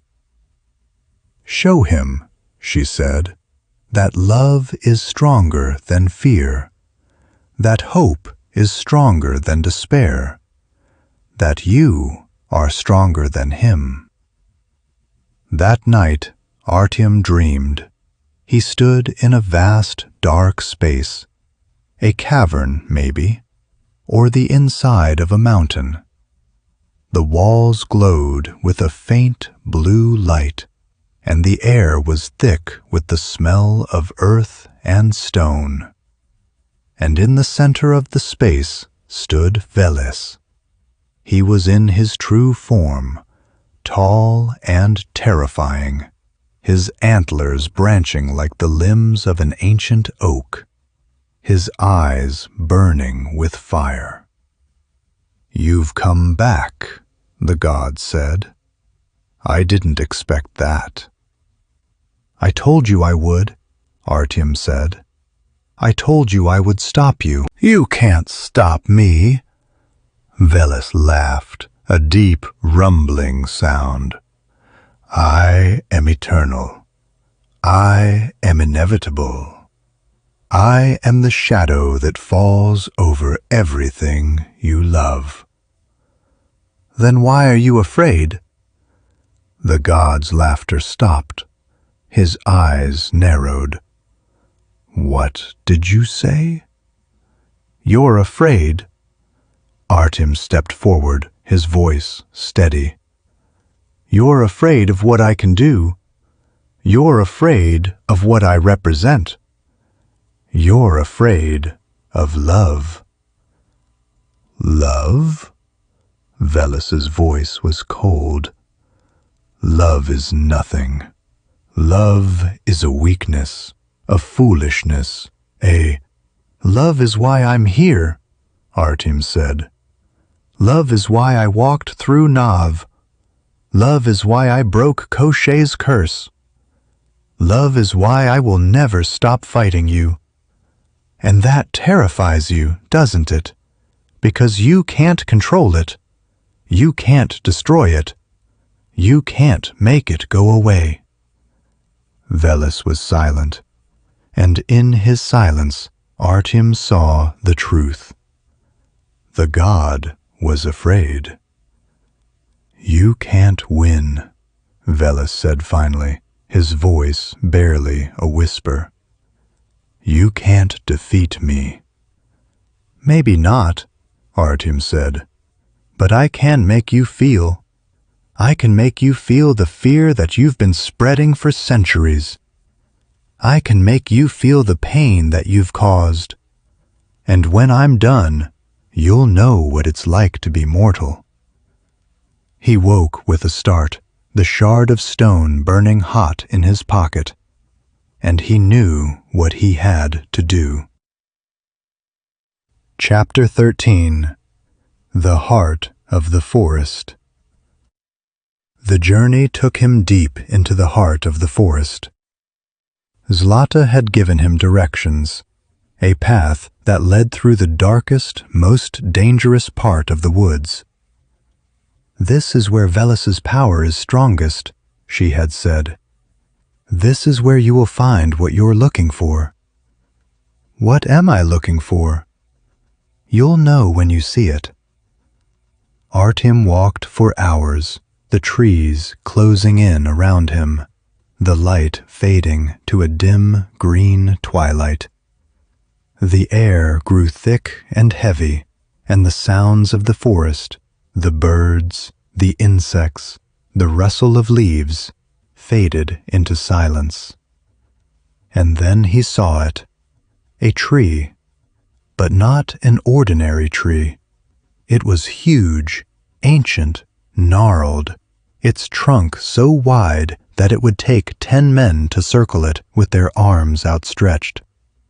Its branches reached toward the sky like the fingers of a giant, and its roots burrowed deep into the earth. And in its trunk, carved with careful precision, was a door. Artyom approached it slowly. The wood was warm to the touch, pulsing with a faint rhythmic vibration, like a heartbeat. "Who are you?" a voice asked. It was soft and ancient, like the voice of the earth itself. "I am Artyom," he said. "I've come to find the heart of the forest." "You have found it," the voice said. "I am the heart. I am the oldest tree in this land. I have been here since before the gods, and I have been waiting for you." "You knew I was coming?" "I knew someone would come." The tree's voice was sad. "Someone to break the cycle, someone to end the suffering, someone to stand against the darkness." "Is that why Veles is so afraid? Because of me?" "Veles is afraid because you represent something he cannot control. You represent hope, and hope is the one thing that can destroy him." Artyom pressed his hand against the tree's trunk, feeling its ancient power flow through him. "What do I need to do?" he asked. "You need to take my heart," the tree said. "Take it and carry it with you. It will protect you from Veles's power. It will guide you to the place where you can face him." "How do I take it?" The tree was silent for a moment. Then a crack appeared in its trunk, a small fissure that widened slowly, revealing a hollow space inside. And in that space lay a small, glowing object, a piece of wood shaped like a heart, pulsing with a soft, golden light. Artyom reached inside and took it. The tree shuddered, and he felt a wave of grief wash over him. "Thank you," the voice said, growing fainter. "Thank you for freeing me." The trunk sealed itself, and the tree fell silent. Artyom held the heart in his hands, feeling its warmth spread through him, and he knew that he was ready. It was time to face Veles. Artyom walked out of the forest and into a clearing. The sun was setting, painting the sky in shades of red and gold. In the center of the clearing stood Veles, his form tall and terrible, his eyes blazing with fury. "You think you can stop me?" the god roared. "You think a piece of wood can protect you?" Artyom held the heart up, and its light flared, casting a warm glow over the clearing. "It's not just wood," he said. "It's hope. It's love. It's everything you've been trying to destroy." Veles lunged, his claws extended, his form shifting and writhing. But the light from the heart held him back, pushing him away, burning him like fire. "You can't win," Veles screamed. "I am eternal. I am the darkness." "And I am the light," Artyom said, "and I will never stop fighting." He charged forward, the heart blazing in his hand, and Veles fell back, his form flickering, his power fading. And then, just as Artyom was about to strike the final blow, he stopped. He looked into Veles' eyes, those burning, ancient eyes, and he saw something he hadn't expected. Fear. "Please," Veles whispered, "please don't destroy me." Artyom hesitated.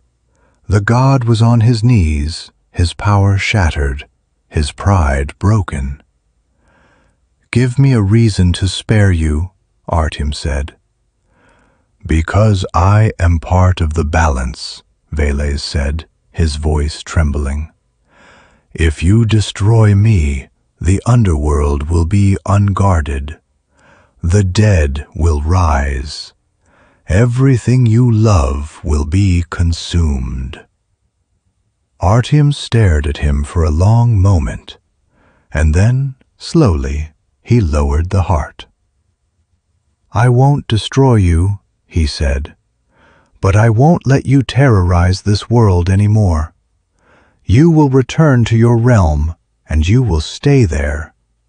And if you ever try to harm another mortal, I will come back, and I will finish what I started." Veles nodded, his form beginning to fade. "It will be as you say," he whispered. "I will return to my realm, and I will never harm another mortal." And then he was gone.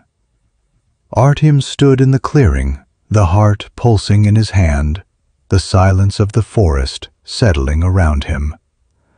He had won. He walked back to the village, his steps light and steady. The snow was melting, the first signs of spring beginning to show. And when he reached the gates, he found Marena waiting for him, her face bright with tears. "You came back," she said. "I told you I would." He took her in his arms, holding her close. "I will always come back." The village healed, the dreams stopped, the darkness faded. The people returned to their homes, their fields, their lives. Father Mikhail, humbled and quiet, kept to his church, no longer preaching fire and brimstone. And Artyom and Marena lived, bound by love and sacrifice, their bond unbroken. The heart of the forest sat on their mantle, a constant reminder of the power of hope and love. The Last Perun, Book 3, The Wrath of Veles. Chapter 1, The Serpent's Tooth.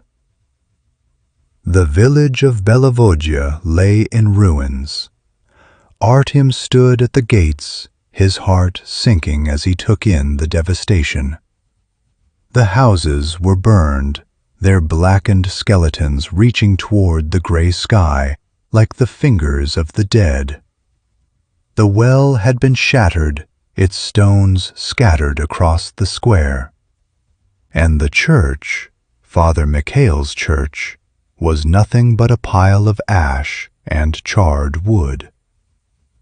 "What happened here?" Marena whispered, her hand finding his. "I don't know." He walked forward, his boots crunching on the frozen ground. "But I know who did it." The bodies lay where they had fallen, men, women, children, their faces frozen in masks of terror. Some had been killed by sword or spear. Others had simply stopped. Their eyes were open, their bodies unmarked, but their souls were gone. "Veles," Artyom said. "He broke his promise." The shard of stone in his pocket pulsed with a cold, dark energy. He pulled it out, and it crumbled in his hand, turning to dust. "He knew," Artyom said. "He knew I would come back. He knew I would try to stop him.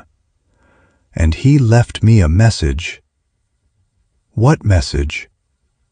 Artyom pointed to the church, where a single word had been carved into the remaining stone. "Betrayed." "I trusted him," Artyom said, his voice hollow. "I let him go.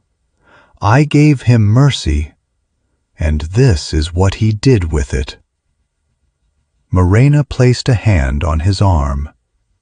"You couldn't have known." "I should have known. I should have finished him when I had the chance." "No," her voice was firm. "You did what was right. You showed mercy. That's not weakness, that's strength. And we will find a way to stop him. Together." They found the survivors in the forest. A small group of villagers had fled when the attack began, hiding in the caves that dotted the hillside. They emerged when they heard Artyom's voice, their faces pale, their eyes hollow with grief. Among them was Mikula the smith. His arm was bandaged, his face bruised, but he was alive. "Artyom," he said, his voice cracked. "You came back." "I came back." Artyom gripped his shoulder. "What happened here? Who did this?" "Veles," Mikula said. "He came at midnight with a host of shadows. They swept through the village like a plague. We tried to fight, but there were too many." "Where is Father Mikhail?" "Dead." Mikula's voice was bitter. "He stood in the church and prayed. He prayed until the shadows consumed him, and then he was gone." Artyom felt a strange ache in his chest. He had never liked the priest, had never agreed with his fanaticism, but he had not wanted him to die. "Did Veles say anything?" he asked. "Did he leave a message?" "He said you would come," Mikula said. "He said you would try to save us, and he said you would fail." Artyom closed his eyes. The weight of the responsibility pressed down on him like a mountain. "I won't fail," he said. "I will find Veles, I will stop him, and I will make him pay for what he's done." Chapter 2. The Gathering of the Fallen. Artyom stood at the edge of the village, looking out at the forest that stretched to the horizon. The snow had melted, revealing the black earth beneath. The first green shoots of spring were beginning to appear, fragile and hopeful. But there was no hope in Artyom's heart. There was only the cold, hard determination to do what needed to be done. "I'm going to find him," he said to Marena. "I'm going to find Veles and destroy him, once and for all." "And I'm coming with you." "No." He turned to face her. "You're staying here. You're going to protect these people. You're going to help them rebuild." "You can't do this alone." "I have to." He took her hands in his. "If I fail, if Veles destroys me, I need to know that you're safe. I need to know that there's someone left to carry on the fight." Marena's eyes filled with tears. "You're asking me to watch you walk to your death." "I'm asking you to trust me." He kissed her forehead. "I will come back. I always come back." She was silent for a long moment. Then she nodded, slowly. "Then go," she said. "But if you don't come back, I will find you. I will find you in Nav. I will drag you back to the world of the living. And I will never forgive you." He smiled, a sad, tired smile. "That's the most romantic thing you've ever said." "Shut up," she kissed him. "Just come back." Artyom walked into the forest alone. The shard of stone was gone, but he didn't need it. He could feel Veles's presence in the air, in the earth, in the shadows that seemed to follow him wherever he went. The god was watching. The god was waiting. And the god was afraid. Artyom didn't know how he knew that, but he felt it deep in his bones. Veles was afraid. Afraid of what Artyom represented. Afraid of the hope that he carried. Afraid of the love that burned in his heart. The path led him to the ruins of an old temple, a place that had once been sacred to the old gods. Its walls were crumbling, its roof long gone, but its power remained. He could feel it in the air, a faint hum of ancient magic. And in the center of the temple stood Koschei.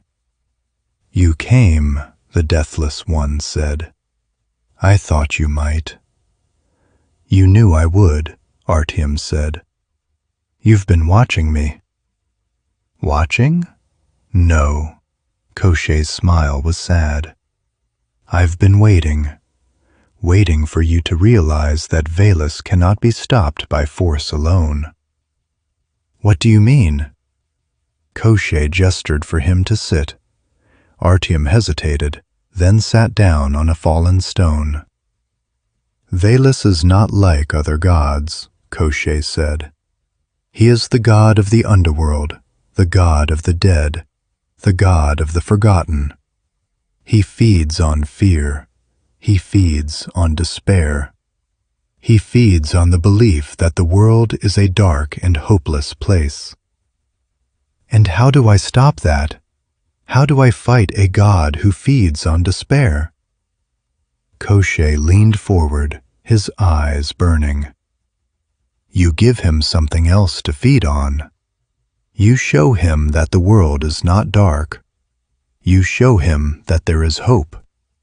You show him that love is stronger than fear." "How?"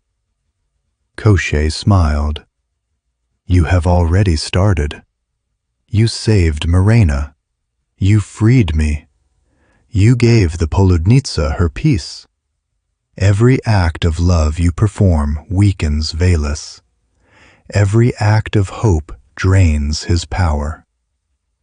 Artyom was silent for a long moment. He thought of Marena, of the bond that connected them. He thought of the villagers, of their courage and their grief. He thought of all the people who had believed in him, who had trusted him, who had given him hope. "Then I'll keep fighting," he said. "I'll keep showing the world that there is hope, and I'll keep draining Veles's power until he has nothing left." They found the rift in the mountain at dawn.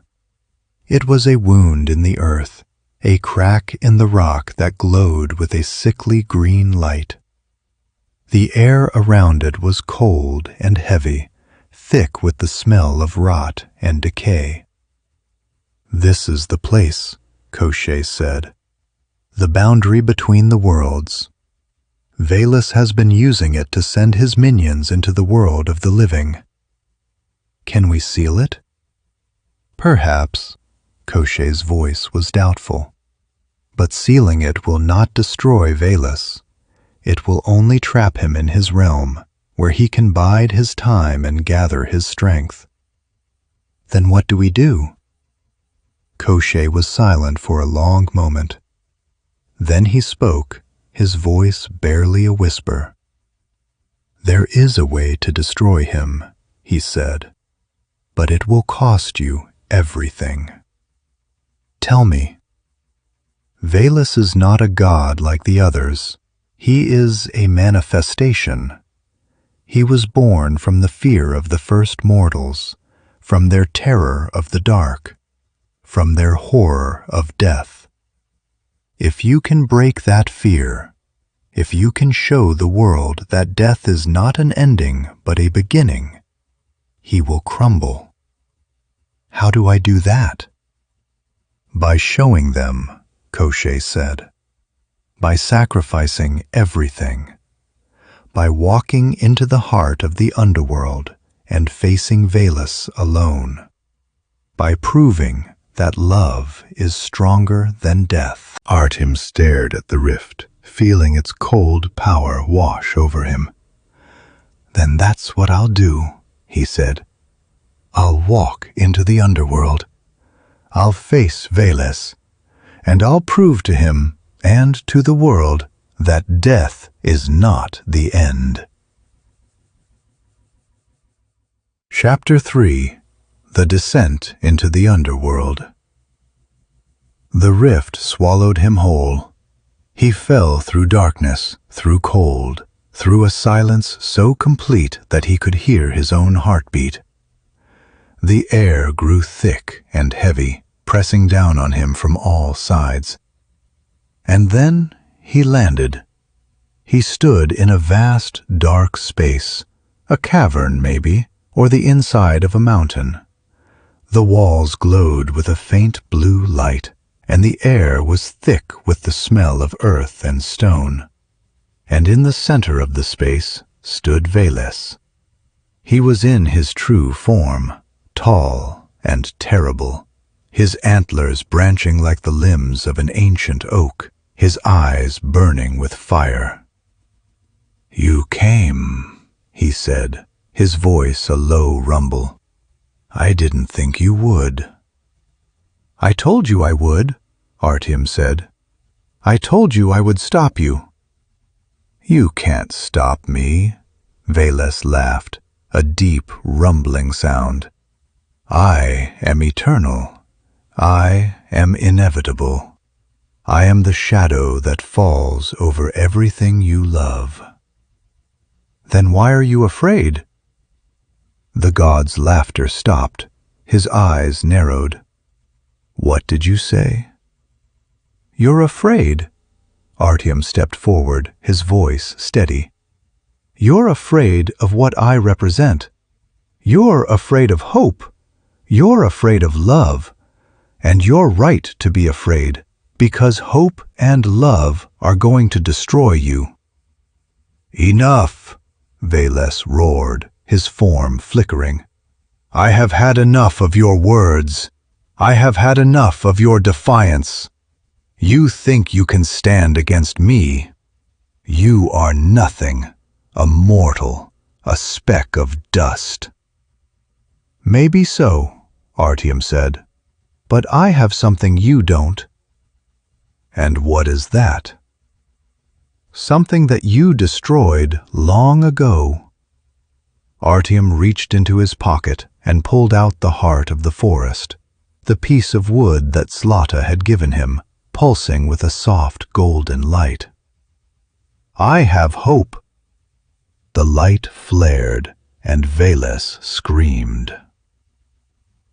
Chapter 4. The Battle of the Souls.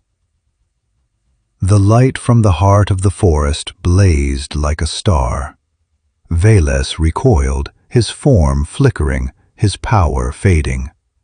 The shadows that surrounded him writhed and twisted, trying to extinguish the light, but they couldn't.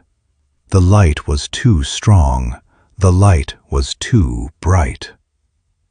You can't do this, Veles screamed, his voice cracking. You can't destroy me. I am eternal. You're not eternal, Artyom said. You're just old, and old things can die.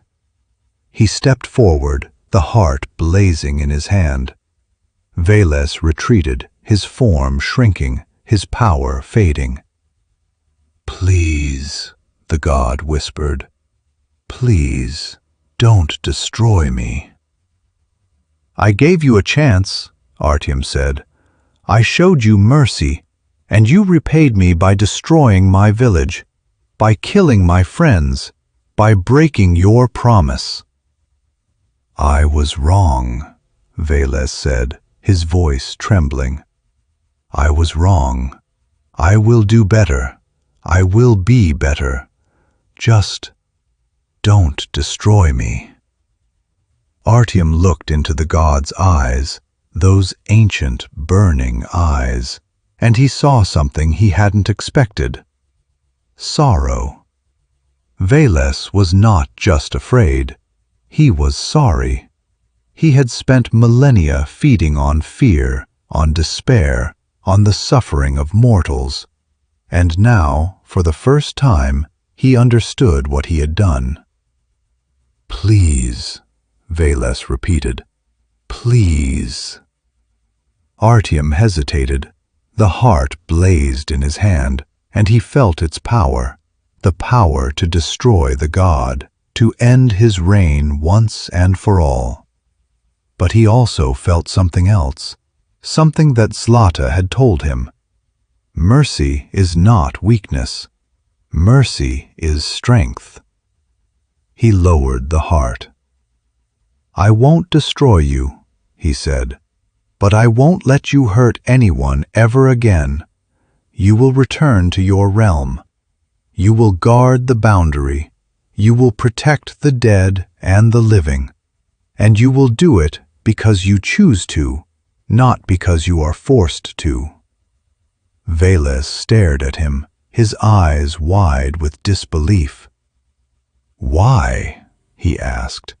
Why are you showing me mercy after everything I've done? Artyom smiled, a tired, sad smile. Because I want to break the cycle, he said. Because I want to show you that there is another way. Because I believe that even gods can change. Veles was silent for a long moment. Then he bowed his head. Thank you, he whispered. Thank you. Chapter 5. The New Dawn. Artyom emerged from the rift at dawn.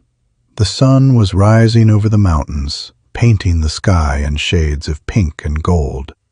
The air was warm and clean, filled with the smell of pine and earth. And Marena was waiting for him. I told you I would come back, he said. She ran to him, her arms wrapping around him, her body trembling with sobs. I knew you would, she said. I always knew. The village rebuilt itself, slowly but surely. The survivors returned to their homes, their fields, their lives. The church was rebuilt, not as a place of fear, but as a place of hope. Father Mikhail's name was spoken with respect, not as a martyr, but as a man who had tried his best and failed. And the old gods, the ones who had been forgotten, the ones who had been cast aside, they were remembered. Not as objects of worship, but as teachers, as guides, as reminders that the world was bigger and more mysterious than anyone could ever understand. Artyom stood at the edge of the village, looking out at the forest. Marena came to stand beside him. "Are you thinking about him?" she asked. "Yes," he said. "I'm thinking about Veles. I'm thinking about Koschei. I'm thinking about all the things that could have been different." "Don't," she said. "Don't dwell on the past. It's over. You did what was right." "I know." He turned to look at her. "But I can't help wondering, did I do enough?" She took his hand, her fingers intertwining with his. "You did everything you could," she said. "You showed mercy when you could have shown cruelty. You showed hope when you could have shown despair. You showed love when you could have shown hate." He was silent for a long moment. Then he smiled. "Thank you," he said. "Thank you for believing in me." "I will always believe in you," she said. "That's what love is." The sun rose over the village, painting the world in light, and Artyom knew in his heart that the cycle was broken. The old gods were not enemies. They were not masters. They were simply old, and it was time for them to learn from the mortals they had so long ignored. It was time for a new dawn. Moral of the story: the greatest strength is not the power to destroy, but the power to forgive. Throughout his journey, Artyom faced enemies who seemed invincible, gods, spirits, curses that had endured for centuries. He could have chosen to destroy them. He had the power to destroy them. But in the end, he chose a different path.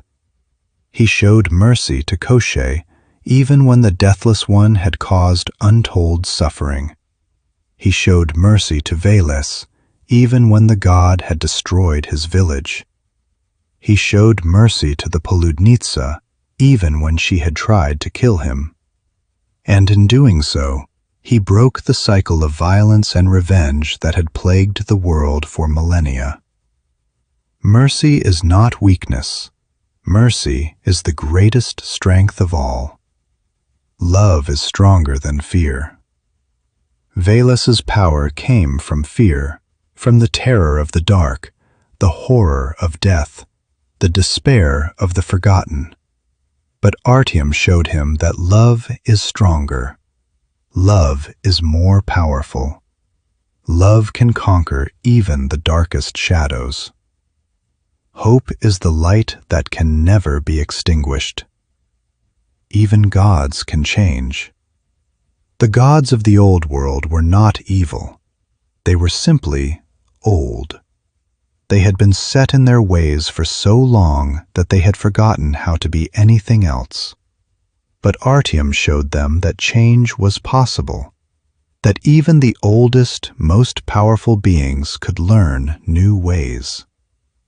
The old gods do not die. They evolve. We are all connected by the threads of fate. The bond between Artyom and Marena was not just a magical connection. It was a symbol of the deeper truth that we are all connected. Every action we take affects others. Every choice we make ripples through the world. Our fate is not determined by the gods. It is determined by the choices we make.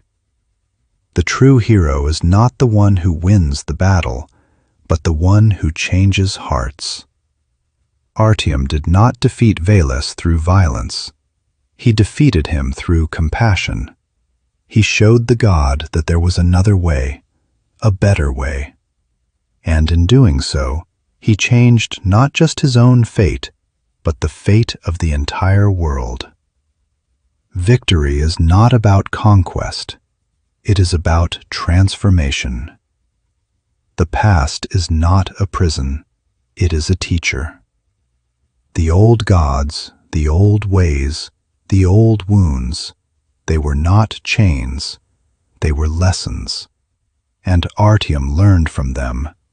He carried them with him, not as burdens, but as wisdom. We cannot change the past, but we can learn from it, and we can choose to be better. Love is the thread that mends the world. In the end, it was love that saved the day. Artyom's love for Marena, Marena's love for Artyom, the love of the villagers for each other, the love of a mother for her child, a friend for a friend, a man for his home.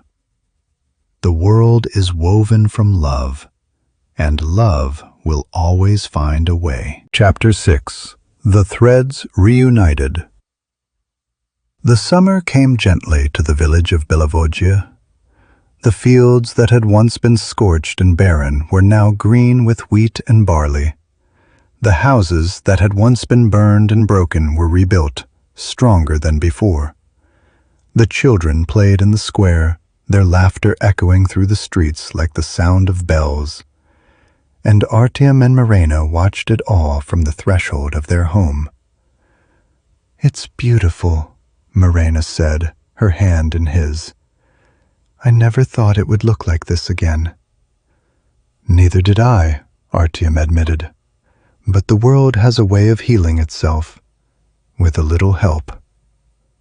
She leaned her head against his shoulder. "Do you think they'll be okay? The gods, I mean. Veles, Koschei, all of them." Artyom was silent for a moment. Then he said softly, "I don't know, but I think they're learning. I think they're beginning to understand that the old ways, the ways of fear and control, don't work anymore. The world has changed, and they have to change with it." "Do you think they can?" "I think anyone can, if they choose to." He squeezed her hand. "That's what I learned from all of this. That choice is the most powerful thing in the world. More powerful than magic, more powerful than gods, more powerful than fate itself." Marena smiled. "You've become a philosopher, haven't you?" He laughed. "I've become someone who's seen too much and learned too little. But I'm trying." That night they sat by the fire. The heart of the forest sat on the mantle, its golden light pulsing softly.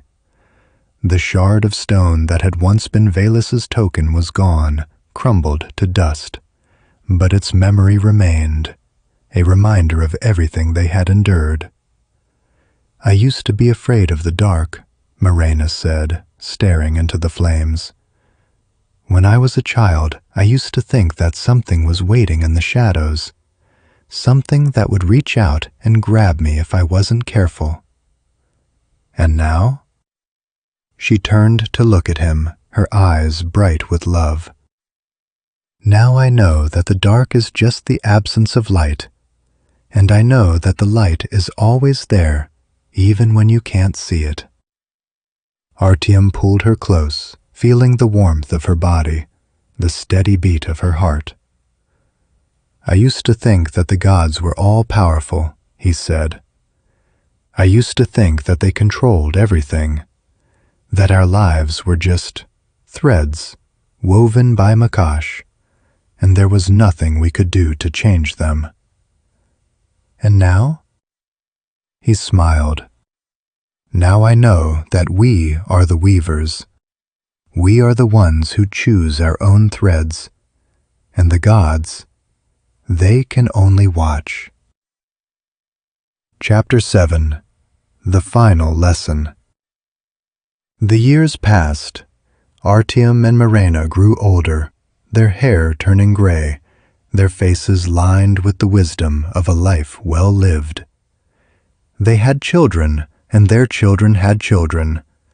The village grew and prospered, a beacon of hope in a world that had once been consumed by darkness.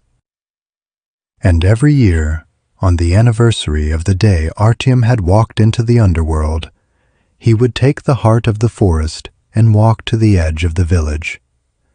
He would stand there, looking out at the forest, and he would remember. He remembered the dance with the dead, the bargain with Koschei, the battle with Veles. He remembered the fear, the pain, the despair.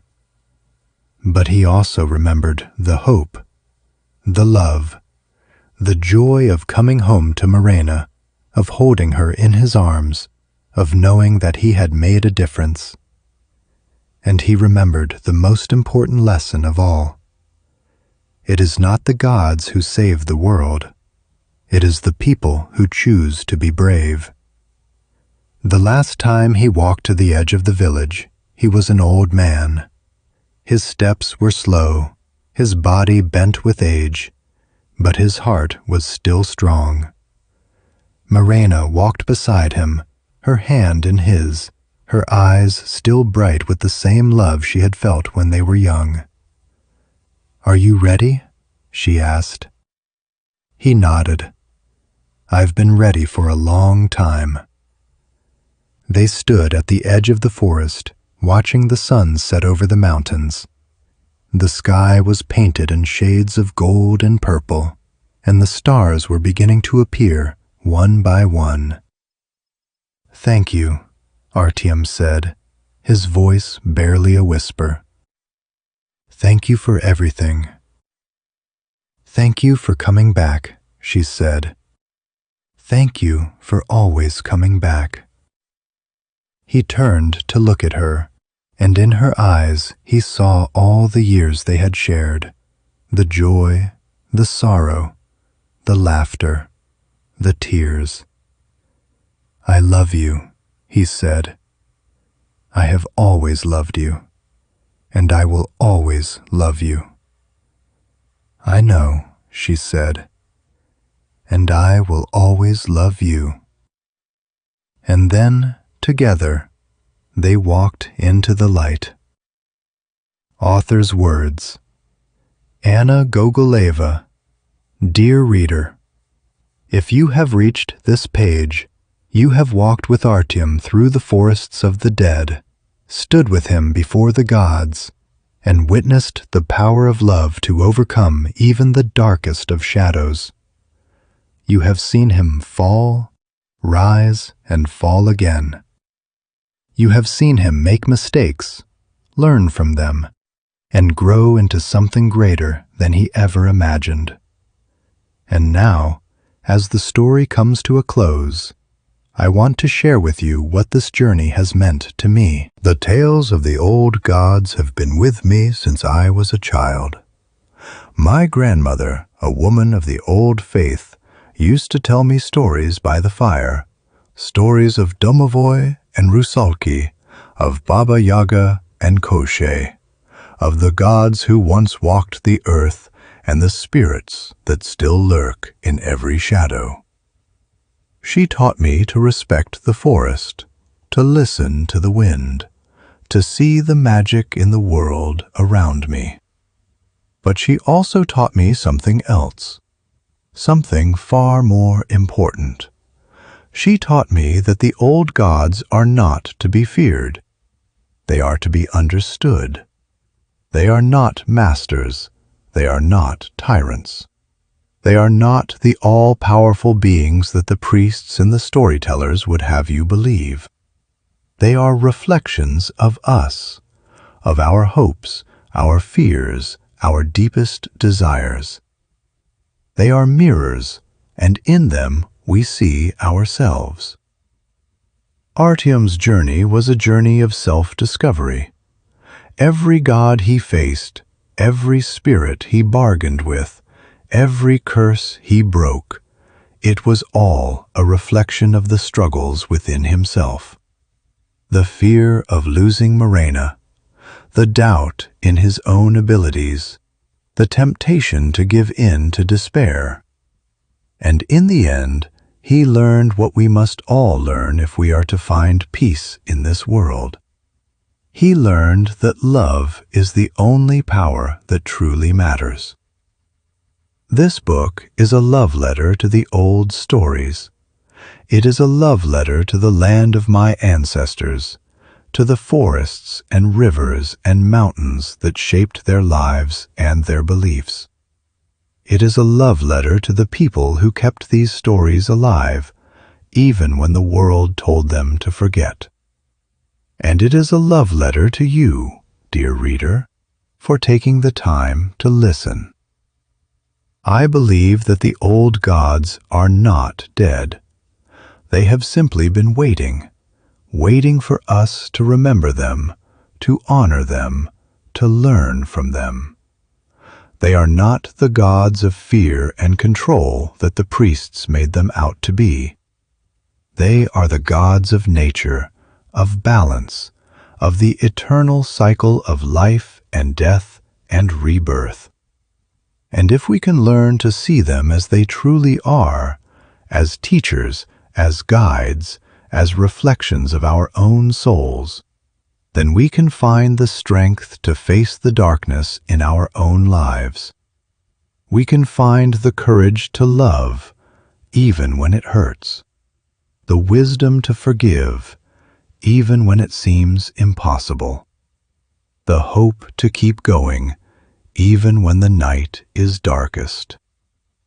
Because in the end, that is what Artyom taught me, and what I hope he has taught you. That love is stronger than fear, that hope is stronger than despair, that we are all connected by the threads of fate, and that we have the power to choose our own destiny. So go, dear reader, walk your own path, face your own gods, and remember, you are not alone. You have never been alone. The old gods are with you. The spirits of the forest are with you. And the love in your heart, that love is the most powerful magic of all. May the fire of the old gods burn bright in your soul, and may you always find your way home. With deepest gratitude, Anna Gogoleva, Belovodye, 2026. End of the last Perun. Final words from the author. The old gods do not die. They evolve. They change. They grow. And if we are willing to learn from them, we too can evolve, change, and grow. We can become the heroes of our own stories. We can weave our own threads. We can choose our own fate. This is the lesson of Artyom. This is the lesson of the old gods. And this is the lesson that I hope will stay with you long after you close this book. Thank you for reading. Thank you for believing. And thank you for being part of this journey. Anna Gogoleva. The end. Slava Bogam, Slava Predkam, Slava Lubvi. Glory to the gods, glory to the ancestors, glory to love. Final lesson. The story of The Last Perun is a reminder that even in the darkest times, there is hope. Even when the world seems broken, it can be mended. Even when the gods seem cruel, they can be changed. Artyom's journey was not about defeating his enemies, it was about understanding them. It was about seeing the brokenness in the world and choosing to heal it rather than destroy it. And that is the greatest lesson of all. The last Perun is not a god of thunder. He is a god of hope. Copyright 2026 by Anna Gogoleva. All rights reserved.